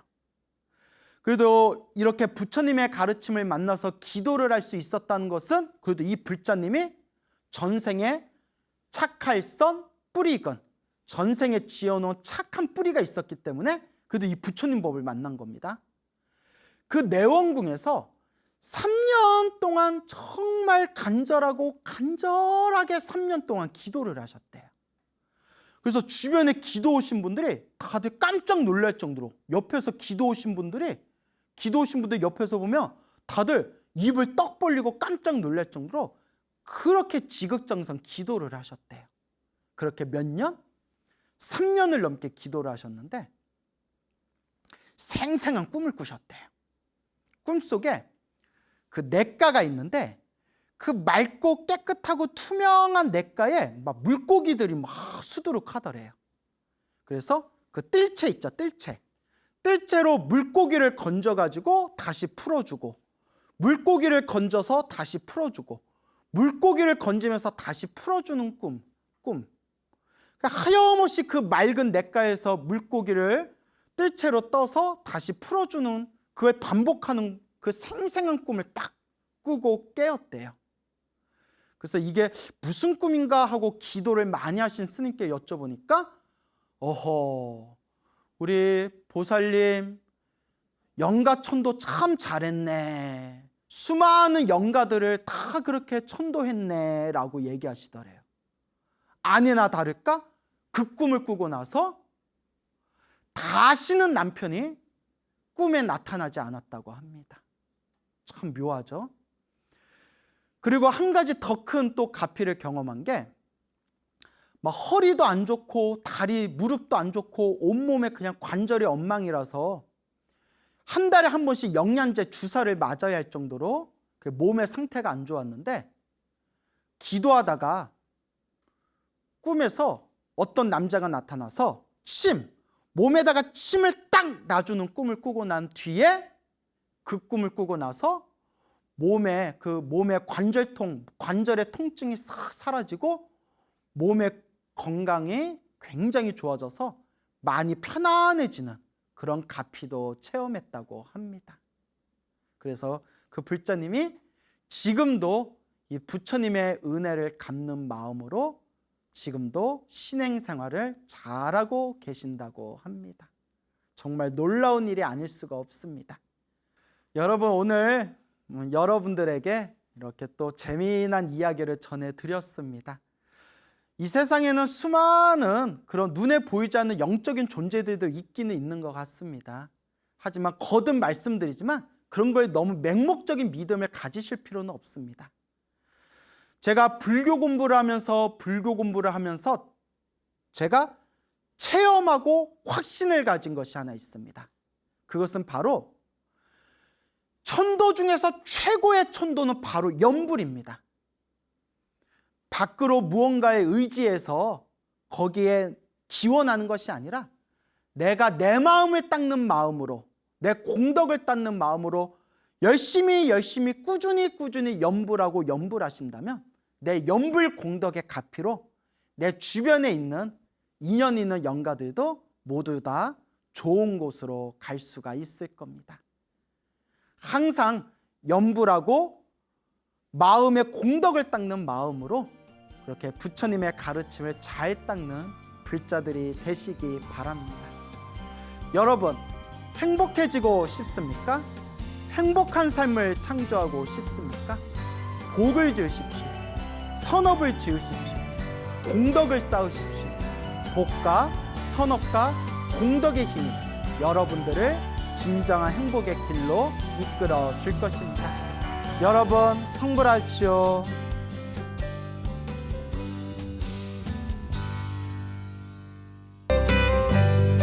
안녕하십니까? 소중한 나 무한 행복 소나무 시간입니다. 여러분들 만나 뵙게 되어서 진심으로 반갑습니다. 우리 부처님의 가르침은 참으로 심오합니다. 그리고 부처님의 가르침을 세상에 널리 펼치고 우리 중생들을 고통에서 구제해 주시는 우리 거룩하신 이 보살님들의 가피는 참으로 위대하고 참으로 신묘합니다. 그래서 우리 중생들이 부처님의 가르침을 통해서 밝고 환한 진리의 가르침을 닦을 수가 있고, 또한 우리가 이 사바세계에서 힘들고 괴롭고 답답할 때마다 간절히 불보살님께 의지해서 우리는 크나큰 가피를 체험할 수가 있습니다. 그래서 우리 주변에 보면 지금 이 순간에도 힘들고 괴롭고 답답할 때 간절하게 부처님을 생각하고 간절하게 보살님의 명호를 부르면서 불보살님을 향한 그런 간절한 기도의 힘으로써 이 힘들고 어려운 역경 속에서 그런 삶의 큰 의지가 되고 삶의 큰 희망을 되찾을 수 있는 그런 수많은 불자님들이 직접 체험하신 그런 가피 이야기가 지금 이 순간에도 현재 진행형으로 이루어지고 있습니다. 제가 얼마 전에 또 아주 기분 좋은, 정말 이 기분이 좋은 그런 좋은 소식을 듣게 되었습니다. 그 미국에 대연불보정사라는 절이 있습니다. 미국에 대연불보정사라는 그런 이제 한국 불교를 널리 포교하고 있는 그런 미국의 그런 사찰이 있는데, 거기에 수연이라는 비구니 스님이 계십니다. 수연 스님이라는 분이 계시는데, 여러분들 혹시 기억하시는지 모르겠어요. 오래전에 소나무를 하도 오랫동안 해가지고 저도 언제적 이야기인지 저도 기억이 다 안 나는데, 간혹 불자님들이 쓰는 예전에 몇 년 전에 소나무에 무슨 이야기 하셨는데 그게 몇 회분에 나와요 하면 예전에 제가 다 기억하고 있었는데 하도 오래 하다 보니까 저도 이제 제가 무슨 이야기를 몇 회분에서 했었는지를 다 기억을 못해요. 참. 그런데 예전에 여러분들 기억하신지 모르겠는데 제가 이런 가피 이야기를 전해드린 적이 있어요. 한번 머리에 떠올려 보세요. 미국에 어느 비구니 스님이 계시는데, 노 비구니 스님이 계시는데 갑자기 심장에 문제가 생겼다. 심장에 문제가 생겨가지고 그날 천수천왕 관세음보살님 그 보살상 앞에서 관세음보살님 저에게 힘을 주세요, 가피를 주세요라고 간절하게 기도하고 잠이 드셨는데 한밤중에 꿈에서 하얀 옷을 입은 사람들이 나타나서 심장을 쪼개가지고 요 심장을 고쳐주는 그런 꿈을 꾸고 난 뒤에 심장병이 흔적도 없이 사라졌다라는 말씀을, 그런 가피 이야기를 예전에 드렸는데 혹시 기억나십니까? 예, 아마 기억나시는 분들도 계실 겁니다. 그 비구니 스님께서 또 저에게 이번에 직접 해주신 말씀입니다. 그래서 저 미국의 대연 불보정사라는 곳에 그 천수천왕 관세음보살님의 가피로 그 심장의 문제가 흔적도 없이 그 병고가 사라지셨던 그 수연이라는 비구니 스님께서 이번에 또 굉장히 기분 좋은 아주 좋은 이야기, 가피 체험담을 또 저에게 들려주셨습니다. 그 대연 불보정사라는 사찰에 어느 여성 불자님이 계셨나 봐요. 그 여성 불자님이 온 가족이 함께 그 사찰에 다니고 있는데 몇 달 전에 그 병원에서 검사를 받았는데 검사 결과 췌장암 그 판정을 받게 되었다고 합니다. 췌장암이라는 진단을 받게 되었는데 그 췌장암이 암 중에서도 가장 고치기가 까다롭고 어렵다라고 그렇게 알려져 있지 않습니까? 근데 그나마 다행인 게 초기 진행이라서 그 의사 선생님이 이렇게 치료 잘 받고 이제 수술하면 이제 낫게 될 것이다, 뭐 이렇게 말씀을 잘 해줬나 봅니다. 그러니까 그 불자님이 너무나 가슴이 답답하고 또 췌장암이라니까 우리도 그렇잖아요. 뭐 갑자기 검사 받았는데 암이다라는 소리 들으면 얼마나 심란하겠어요. 그래서 이제 절에 와서 스님하고 이렇게 상담을 하니까 스님께서 괜찮다. 요새 의료기술이 얼마나 좋으냐. 그러니까 병원에 잘 다니고 이렇게 치료받으면서 부처님께 간절하게 기도하면 된다. 우리 같이 부처님께 기도하면서 힘을 내자. 치료를 잘 받자. 이렇게 스님께서 잘 이렇게 보듬어 주셨나 봐요. 그래서 6개월 동안 치료를 받으면서 꾸준히 병원에 다니며 치료를 받으면서 수술 날짜를 정해놓고 6개월 동안 온 가족의 일심으로 다 함께 절에 다니면서 부처님께 간절하게 기도를 올렸다고 합니다. 얼마나 간절했겠어요. 온 가족이 다 함께 부처님 우리들에게 가피를 주소서. 부처님 이 병고에서 빨리 편안함을 얻을 수 있게 해주십시오. 간절하게 이제 기도를 했겠죠. 그렇게 이제 6개월의 시간이 지났는데 이제 기도를 하면서 6개월의 시간이 지나서 원래 올해 3월 초에 수술을 받기로 했었대요. 3월 초에 수술을 받기로 했어가지고 2월 21일 날 수술 받기 전에 마지막 이제 정밀 검진을 받았답니다. 뭐 엑스레이도 찍고 CT도 찍고 이제 마지막 그 암 종양의 상태가 어떤지 병원에서 3월 초에 수술을 받기로 해놓고 2월 말에 그 정밀 검진을 딱 받았는데 의사 선생님이 환하게 웃으면서 기적입니다 이러더래요. 기적입니다. 그러니까 미국 사람이니까, 의사가 미국 사람이니까 영어로 했겠죠. 미라클 이랬겠죠. 제가 아는 단어가 그거밖에 없어서 기적입니다 라고 제가 깜짝 놀라 하더래요. 그러면서 하는 얘기가 암 덩어리가 흔적도 없이 사라졌습니다. 수술 받을 필요 없겠습니다. 암 덩어리가 흔적도 없이 사라졌다. 이런 경우가 흔치 않은데 정말 기적이다. 너무 잘 됐다라는 그런 의사의 말을 듣고 의사가 이거는 거의 완치다. 완치가 된 거나 다름없기 때문에 일단 수술 받을 필요가 없습니다. 암 덩어리가 완전히 사라졌습니다. 라는 말을 들으면서 그 불자님이 의사 선생님을 부둥켜 안고 엉엉 울었대요. 너무 고맙고 기쁘고 막 긴장도 탁 풀리니까 막 서러움도 밀려왔겠죠. 너무너무 고맙고 좋아서 의사 선생님을 부둥켜 안고 펑펑 울고 절에 와서 그 기쁜 소식을 스님한테 알려드렸답니다. 스님, 아무리 생각해도 부처님 갚인 것 같습니다. 아무리 생각해도 이 부처님께서 가피를 주신 것 같습니다. 라는 정말 그런 기분 좋은 소식이 그렇게 오래 있었던 그런 이야기가 되겠습니다. 그래서 이 대연 불보정사에 계시는 우리 수연 스님께서 이렇게 정말 아름다운 정말 기분 좋은 이야기를 들려주셨습니다. 이와 같이 우리가 인생을 살다 보면 좋은 일만 있을 수가 없습니다. 그렇지 않습니까? 인생 살다 보면 힘들 때도 있고 괴로울 때도 있고 인생이라는 게 오르막길도 있고 내리막길도 있고 또 평탄한 길이 있다가 또 가시밭길이 펼쳐질 때도 있고 우리가 인생을 살면서 인생을 내 마음대로 통제할 수 있다. 인생을 내 마음대로 좌지우지할 수 있다라는 거야말로 중생의 가장 큰 망상이라고 했습니다. 한 치 앞도 알 수 없는 것이 바로 우리 중생들의 인생이라는 길이다.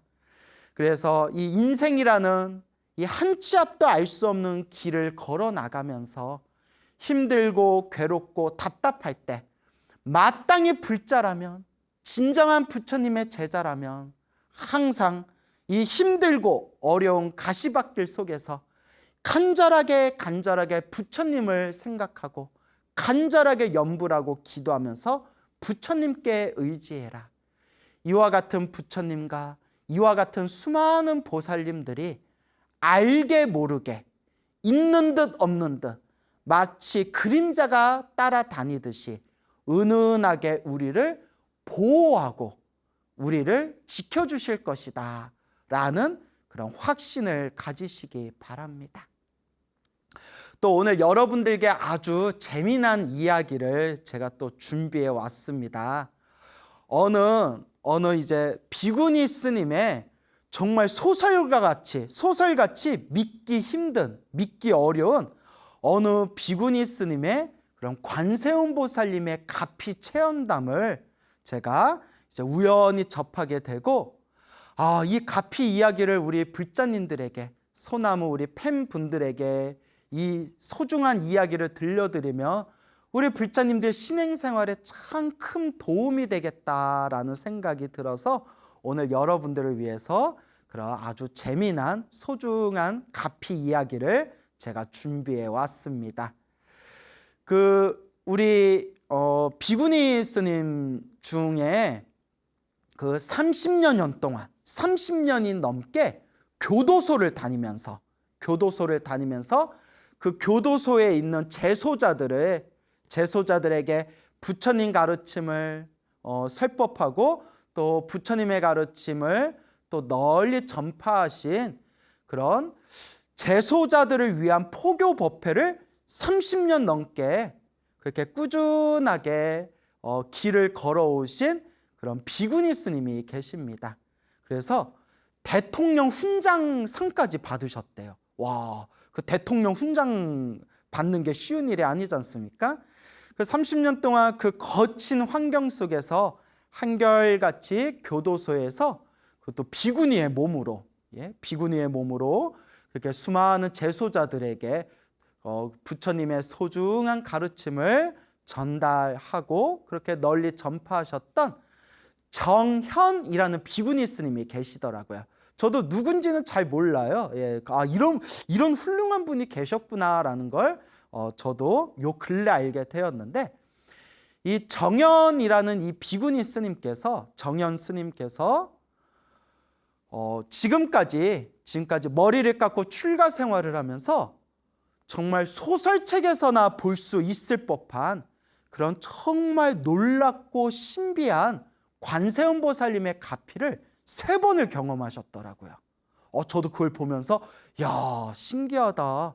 이렇게 30년 동안 널리 부처님 가르침을 전하면서 대통령 훈장상까지 받으시고 그리고 오로지 일심으로 부처님 가르침을 세상에 널리 전하는 이제 포교의 삶을 사셨던 분이니까 이제 거짓말을 할 리는 없을 거다라고 이제 제가 믿음이 생기더라고요. 그래서 그분께서 정말 놀라운 관세음보살님의 가피를 체험하셨는데, 첫 번째 가피는 행자 시절에 경험을 하셨다고 합니다. 행자 시절에 이제 어린 나이에 이제 일찍 이제 행자가 되었는데, 머리를 깎고 이제 출가하면 우리가 정식 승려가 되기 전에 행자 생활이라는 것을 약 1년 이상, 한 6개월에서 1년 이상 절에서 행자 생활을 보내게 되거든요. 그때 어린 나이에 이제 행자가 돼가지고 공양간, 이제 후원간에서 이렇게 이제 일을 하고 있었는데 그때 뭐 이렇게 반찬 만들고 뭐 이렇게 음식을 튀기고 있었나 봐요. 그만 그 요리하는 와중에 기름방울이 탁 튀었대요. 어떡해. 기름방울이 탁 튀면서 왼쪽 망막, 왼쪽 눈알에 탁 하고 기름방울이 튀면서 왼쪽에 망막이 타버렸대요. 으악 하고 이제 놀랬겠죠. 주변에서 난리가 나면서 이거 어떻게 기름방울이 눈동자에 정통으로 튀었으니까 그 주변 사람들이 와 이거 실명되겠다. 이거 어떡하냐. 생각만 해도 끔찍하네요. 저도 좀 시력이 굉장히 안 좋거든요. 제가 너무 시력이 안 좋아서 그래서 이제 때때로 사람들에게 오해받을 때도 많아요. 오해받을 정도로 이렇게 시력도 많이 안 좋은데, 그래서 저는 제가 눈이 안 좋기 때문에 아마 더 감정이 몰입됐나 봐요. 그 뜨거운 기름방울이 눈동자에 톡 하고 튀면서 망막이 막 타버리는 느낌이 들더래요. 그래서 그날 일단 이렇게 안정을 취하는데 그날 밤 꿈에 관세음보살님이 환하게 나타나셔서 우리 불교에서는 부처님, 불보살님의 요 미간 있죠. 눈썹 사이 미간을 백호라고 부릅니다. 백호. 이렇게 하얀 털이 나 있다 해가지고 백호라고 부르거든요. 이 미간 사이를. 그래서 석굴암에 보면 석굴암 부처님이 요 미간에 뭐 보석 같은 거 이렇게 이제 박혀 있지 않습니까? 관세음보살님이 환하게 나타나셔서 요 눈썹 사이에 한가운데 백호에서 환한 광명을 뿜어내면서 스님의 꿈에 싹 나타나시더래요. 그리고 그 백호광명의 광명이 그 행자 눈에 이제 기름이 튀어가지고 이제 잠들어 있는 행자의 몸을 환하게 비춰주시더래요. 관세음보살님의 광명이. 그리고 새벽에 눈을 딱 떴는데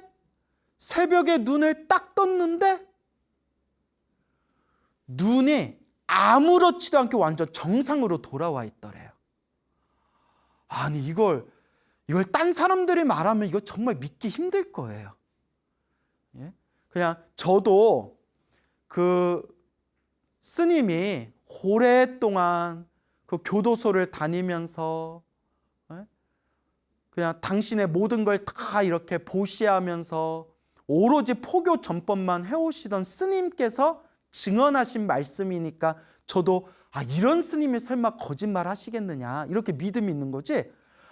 생각해 보세요. 눈썹에 기름방울이 탁 하고 튀어서 막 망먹이 타버렸는데 꿈에 관세음보살님이 환한 광명으로 나타나셔서 백호에서 광명을 뿜어내셔서 행자의 몸을 비춰주는 꿈을 꾸고 난 뒤에 그 다음날 새벽에 일어나 보니까 눈이 그냥 정상으로 아무렇지도 않게 정상으로 돌아와 있더래요. 이런 얘기를 누가 믿겠어요? 이것도 우리 BTN 우리 불교TV에서도 이렇게 소중한 나 무한행보 소나무에서 이렇게 할 수 있는 얘기지, 딴 사람들은 이런 말 들어도 못 믿을 겁니다. 정말 이 부처님과 보살님의 가피는 정말 신묘하구나.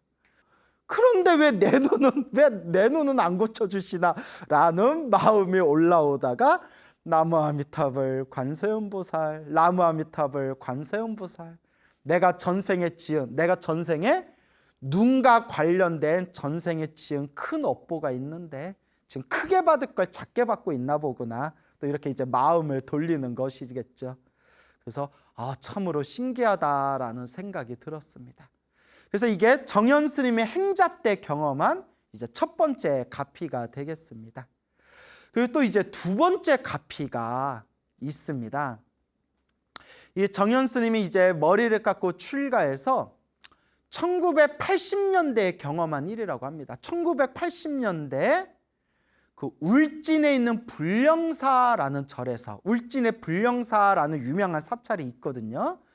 울진에 있는 불령사라는 절에서 한겨울에 이렇게 동안거 수행을 열심히 하고 있던 그때 경험하신 체험담이라고 합니다. 그때 1980년대 울진 불령사에서 한창 공부하고 있을 때 나이가 30을 넘지 않았을 때였대요. 그러니까 한참 젊을 때죠. 20대 중후반 됐겠죠. 채 30이 되지 않았을 때 한참 열심히 공부하는데 어느 날부턴가 머리가 지끈지끈 아프고 막 몸에 열이 오르고 막 몸에 이렇게 열이 오르더래요. 그 온몸이 막 욱신욱신 아프더래요. 그 우리는 뭐 평상시에 뭐 그런 어떤 몸에 좀 안 좋은 그런 상태가 되면 몸살인가 감기 몸살인가 뭐 이렇게 대수롭지 않게 생각하잖아요. 그래서 비구니 스님께서도 그냥 시간 지나면 나아지겠지, 시간 지나면 나아지겠지라고 대수롭지 않게 생각했는데 며칠이 지나도 낫지가 않고 오히려 몸 상태가 더 악화되더래요. 몸의 상태가 더 악화되고 더 힘들더랍니다. 너무 몸이 아프니까 같이 공부하고 수행하는 다른 스님들이 막 걱정이 되는 거예요. 병원 가봐야 되는 거 아니야? 병원에 한번 가봅시다. 그 몸 상태가 너무 안 좋아 보여. 그래서 이제 스님들의 이렇게 잔소리에 밀려가지고 이제 병원을 갔대요. 병원에 가서 이제 검진을 받았는데, 여러분, 우리가 몸이 아프면 빨리빨리 병원에 가야 되는 게 맞아요. 우리 흔히 그런 말 하잖아요. 몸에 병 났을 때 시간 지나면 낫겠지 하다가 더 큰 병을 만든다고. 몸이 좀 아프면 병원 가는 게 좋습니다. 그래서 이제 병원에 갔는데 거기서 이제 정밀검진을 받았겠죠. 충격적인 얘기를 들었대요. 그때 검사를 하신 그 의사 선생님이 하는 이야기가, 스님, 급성 간염입니다. 지금 상태가 굉장히 안 좋습니다. 지금 상태로 볼 것 같으면 지금 남은 기간이 2달 정도뿐이 안 남았습니다.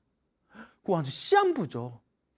스님, 지금 살아봤자 2달 남았습니다. 급성 간염입니다.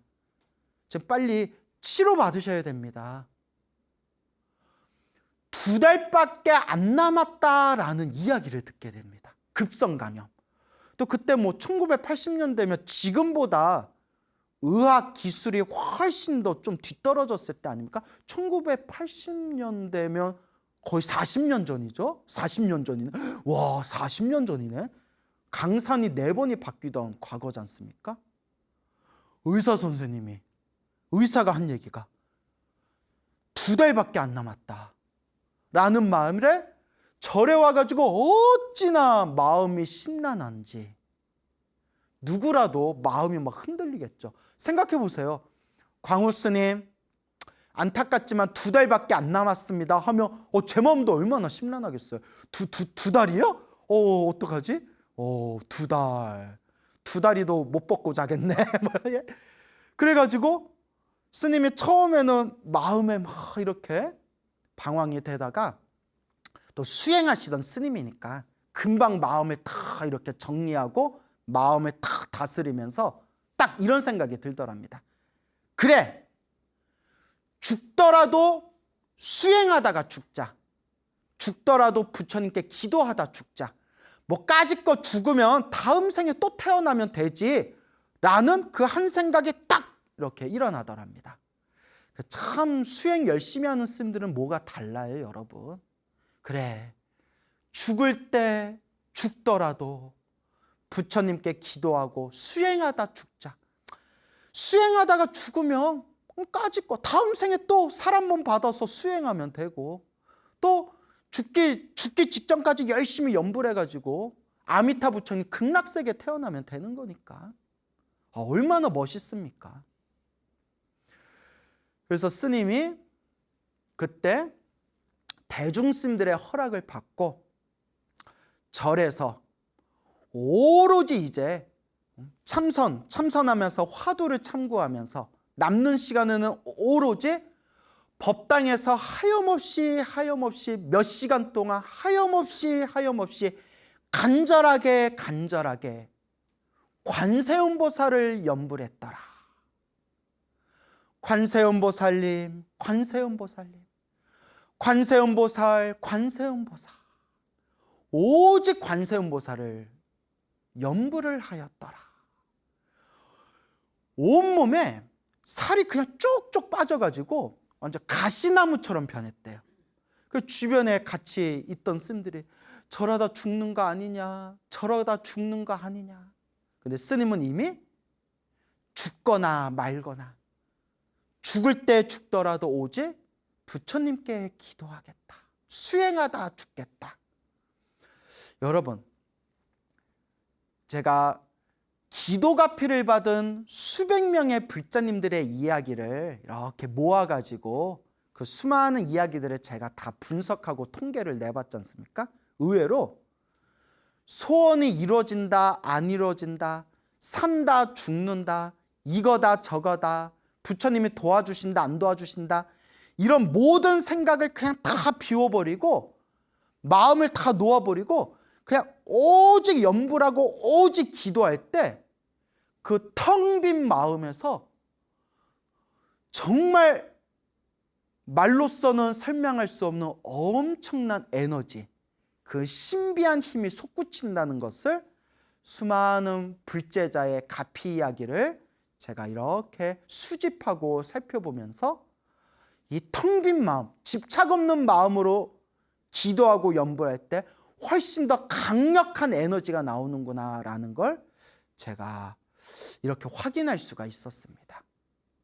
그 스님께서도 어차피 2달 후에 죽을 거, 뭐 마음에 이제 더 이상 집착이 없었겠죠. 어차피 죽는데, 산다, 죽는다, 죽어도 까짓 거 다음 생에 또 태어나서 수행하면 된다 라는 마음으로 오직 관세음보살 연불했는데, 그렇게 기도를 시작하고 한 달이 훌쩍 지났을 때 호련히 꿈속에서 행자 때 보았던 그 관세음보살님이 또 찬란하게 나타나시더랍니다. 그 관세음보살님이 환한 광명을 일으키면서 그 광명이 자신의 몸을 이렇게 감싸주는 그런 생생한 꿈을 꾸게 됩니다. 그리고 그 꿈을 꾸고 나서 모든 병이 사라지게 되었다라는 그 2번째 가피를 체험하셨다고 합니다. 오, 막 소름 끼치지 않습니까? 생생하게 이걸 체험한 그 비구니 스님께서 부처님 앞에서 합장하고 이와 같이 발언했다고 합니다. 부처님, 관세음보살님, 감사합니다. 이 은혜 반드시 갚겠습니다. 앞으로 저는 관세음보살님처럼 살겠습니다. 라는 원력을 세우셨다고 합니다. 그때 그 체험과 원력과 부처님의 은혜를 갚겠다는 그 마음이 있어서인지 그 거칠고 힘든 환경과 조건과 상황 속에서도, 그렇게 숱한 난관 속에서도 그 거친 교도소를 다니면서 30년이 넘게 재소자들에게 부처님의 법을 전할 수 있었던 거겠죠. 그리고 3번째 가피가 있습니다.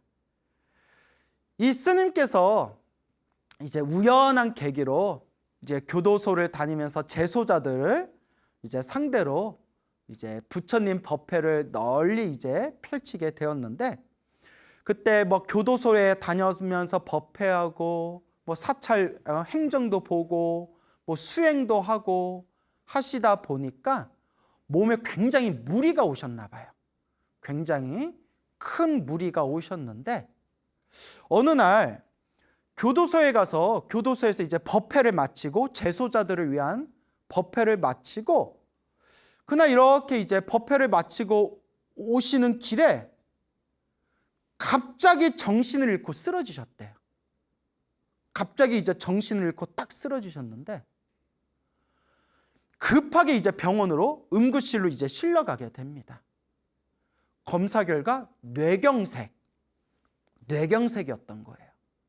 아마 과로였겠죠. 그러면서 그때 의사가, 스님 지금 굉장히 심각한 상황입니다.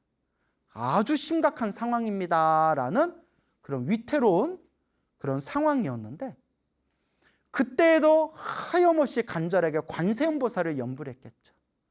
관세음보살, 관세음보살, 관세음보살.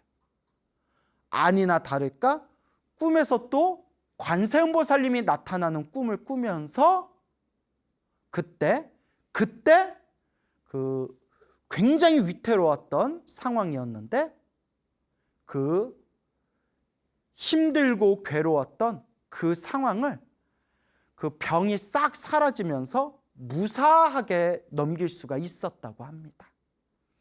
그래서 스님께서 하시는 말씀이, 그때 자기가 이미 한번 죽은 목숨이었는데 그때 관세음보살님의 가피 덕분에 다시 내가 이와 같이 일어날 수 있었다라고 이제 회고를 하시게 됩니다. 남들은 평생에 한 번 경험하기도 힘든 이 관세음보살님의 이 생생한 가피를 행자 때, 기름방울이 왼쪽 눈에 튀겼던 그 행자 때 한번 경험하고, 그 다음에 30이 채 되지 않았던 젊은 시절에 울진 불령사에서 수행하고 있었을 때 급성 간염으로 2달밖에 못 삽니다라는 의사의 말을 들었던 그 시절에 두 번째 가피를 체험하게 되었고, 또 한참의 세월이 지난 뒤에 한창 열심히 포교 활동을 하고 있었을 때 과로로 인한 뇌경색으로 의식을 잃고 쓰러져서 의사가 정말 위태로운 상황입니다 라고 했던 그 상황에서도 꿈에서 관세음보살님을 친견하고 그 병이 싹 사라지게 된 그런 세 번째 가피를 체험하게 된 그런 비구니 스님의 놀라운 이야기가 지금까지 전해지고 있습니다. 정말 놀랍지 않을 수가 없습니다. 이런 이야기를 통해서 부처님 가피는 분명히 있구나, 관세음보살 가피는 분명히 있구나, 불보살님의 가피는 현재 진행형이고 알게 모르게 항상 우리를 보호하고 도와주시는구나 라는 것을 우리가 생생하게 지금 이 순간에도 우리가 목격할 수가 있는 겁니다. 우리 불자 여러분, 인생을 살다 보면 좋은 일이 생길 때도 있고, 인생을 살다 보면 힘들고 괴롭고 답답할 때가 있습니다. 부처님께서는 경전에서 분명히 말씀하셨습니다. 우리 앞에 펼쳐진 행복도 불행도, 우리 앞에 펼쳐진 좋은 일도 나쁜 일도, 이 모두가 내가 지은 업의 인연이다. 이 모든 게 다 내가 지은 업의 인연이다. 그래서 우리 불자들은 좋은 일이 생기면 좋은 일이 생길 때마다 내가 과거 전생에서부터 복과 선업을 많이 지어서 이 좋은 결과를 얻게 되었구나, 내가 앞으로도 더 열심히 복과 선업을 지어야 되겠구나 라고 마음을 바르게 세우셔야 됩니다. 우리 불자들이 살아가면서 힘들고 괴롭고 답답한 역경과 난관을 만났을 때도 내가 과거 전생에서부터 지금까지 지었던 숙제와 빚이 있구나, 내가 그 숙제와 빚을 갚기 위한 과정이구나, 그러니 더 열심히 기도해서 업장을 소멸하고 더 열심히 복과 선업을 지어야 되겠구나라는 바른 마음을 세우셔야 됩니다. 지금 이 순간에도, 그리고 또 실제로 지난 몇 년 동안 이 소나무를 시청하면서 그래? 나도 기도 한번 해볼까? 하다가 정말 기도를 통해서 불보살님의 가피를 실제로 생생하게 체험하신 그런 불자분들이 굉장히 많습니다. 그런 분들이 저를 볼 때마다 감사합니다, 감사합니다, 스님. 스님 방송 보고 스님 말씀을 긴가민가 하면서도 한번 기도해 볼까 하다가 기도하면 기도할수록 몸과 마음이 편안해지고 또 심지어는 정말 힘들고 괴로웠던 그런 상황들을 너무 기적같이 지혜롭게 그것을 해결하게 되었습니다. 스님, 부처님 가피, 보살님 가피는, 불보살의 가피는 분명히 있다는 것을 저는 믿게 되었습니다 라는 그런 인사 말씀을 엄청나게 받았습니다. 하지만 또 실제로 우리 주변에는 스님, 제가 이렇게 열심히 기도했는데 저는 왜 그런 가피가 없을까요? 스님, 저도 열심히 기도한 것 같은데 왜 이렇게 자꾸 안 좋은 일이 생길까요? 스님, 제가 정말 열심히 기도해가지고 다른 일들은 잘 풀렸는데 그 인간은 계속 저를 괴롭히고 있습니다. 왜 저 사람은 저를 이렇게 기도를 열심히 하는데도 왜 저렇게 저를 괴롭히는 걸까요? 그런 기도를 열심히 했음에도 불구하고 그런 속상한 사연을 가진 분들이 또 실제로 많이 계십니다. 저도 그런 부분에 대해서 많은 고민을 했습니다. 어떤 분은 정말 열심히 기도해서 병원에서도 포기했던 그런 시한부 인생 같았던 그런 인생 속에서 그 기도를 통해 병이 완전히 소멸해서 건강을 회복하셨던 분이 있는가 하면 정말 기도를 열심히 하고 기도를 열심히 했는데도 결국 그 병으로 인해서 그렇게 그냥 세상의 인연에 다해서 떠나신 분들도 계시고, 정말 중생의 이 인생이라는 것은 한 치 앞도 알 수가 없습니다. 어떤 분은 정말 이렇게 생생하게 기도 체험을 하신 분이 있는가 하면 어떤 분은 기도를 열심히 했는데도 왜 나는 소나무에서 들었던 것 같은 그런 가피가 없는 걸까? 이렇게 속상해하는 분들도 분명히 계십니다.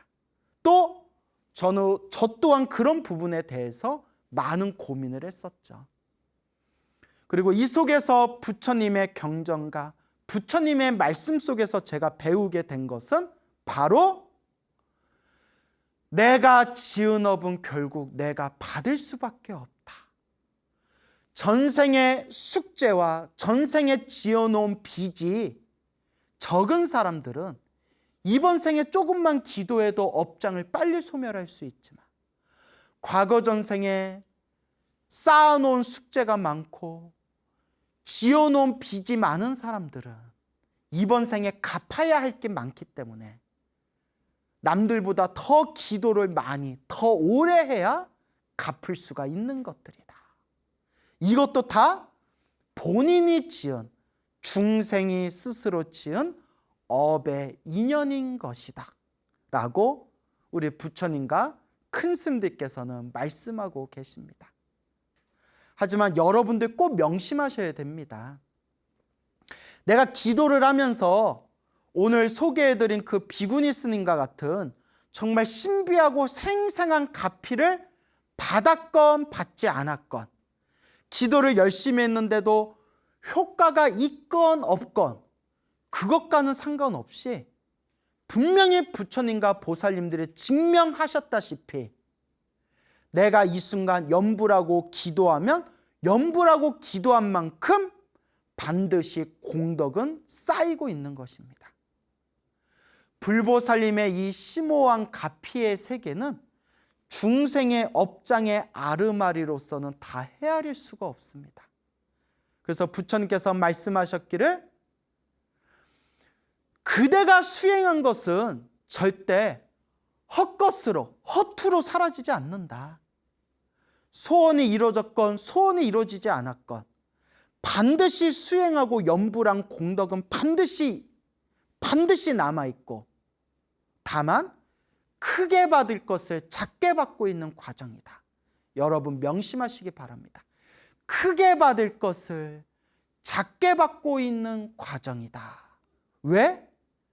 내가 지은 업은 내가 풀고 내가 지은 업의 인연은 내가 닦아야 되기 때문에 우리 중생이 시작 없는 옛적부터 탐욕과 성냄과 어리석음으로 몸과 말과 생각으로 지었던 그 모든 그 업장들을 내가 지금 닦아나가고 있는 과정이다 라는 것을 명심하시기 바랍니다. 여러분, 흔들리지 마십시오. 흔들리지 마십시오. 지금 이 순간에도 불보살님의 가피를 받은 수많은 불제자들이 있습니다. 근데 나만 효과가 없는 게 아닙니다. 분명히 효과가 있지만 다만 지금 크게 받을 걸 작게 받고 있는 업장 소멸의 과정입니다. 믿음을 가지시기 바랍니다. 바로 지금 이 순간이 염불하고 기도하고 수행할 때입니다. 여러분, 행복해지고 싶습니까? 행복한 삶을 창조하고 싶습니까? 복을 지으십시오. 선업을 지으십시오. 공덕을 쌓으십시오. 복과 선업과 공덕의 힘이 여러분들을 진정한 행복의 길로 이끌어 줄 것입니다. 여러분, 성불하십시오.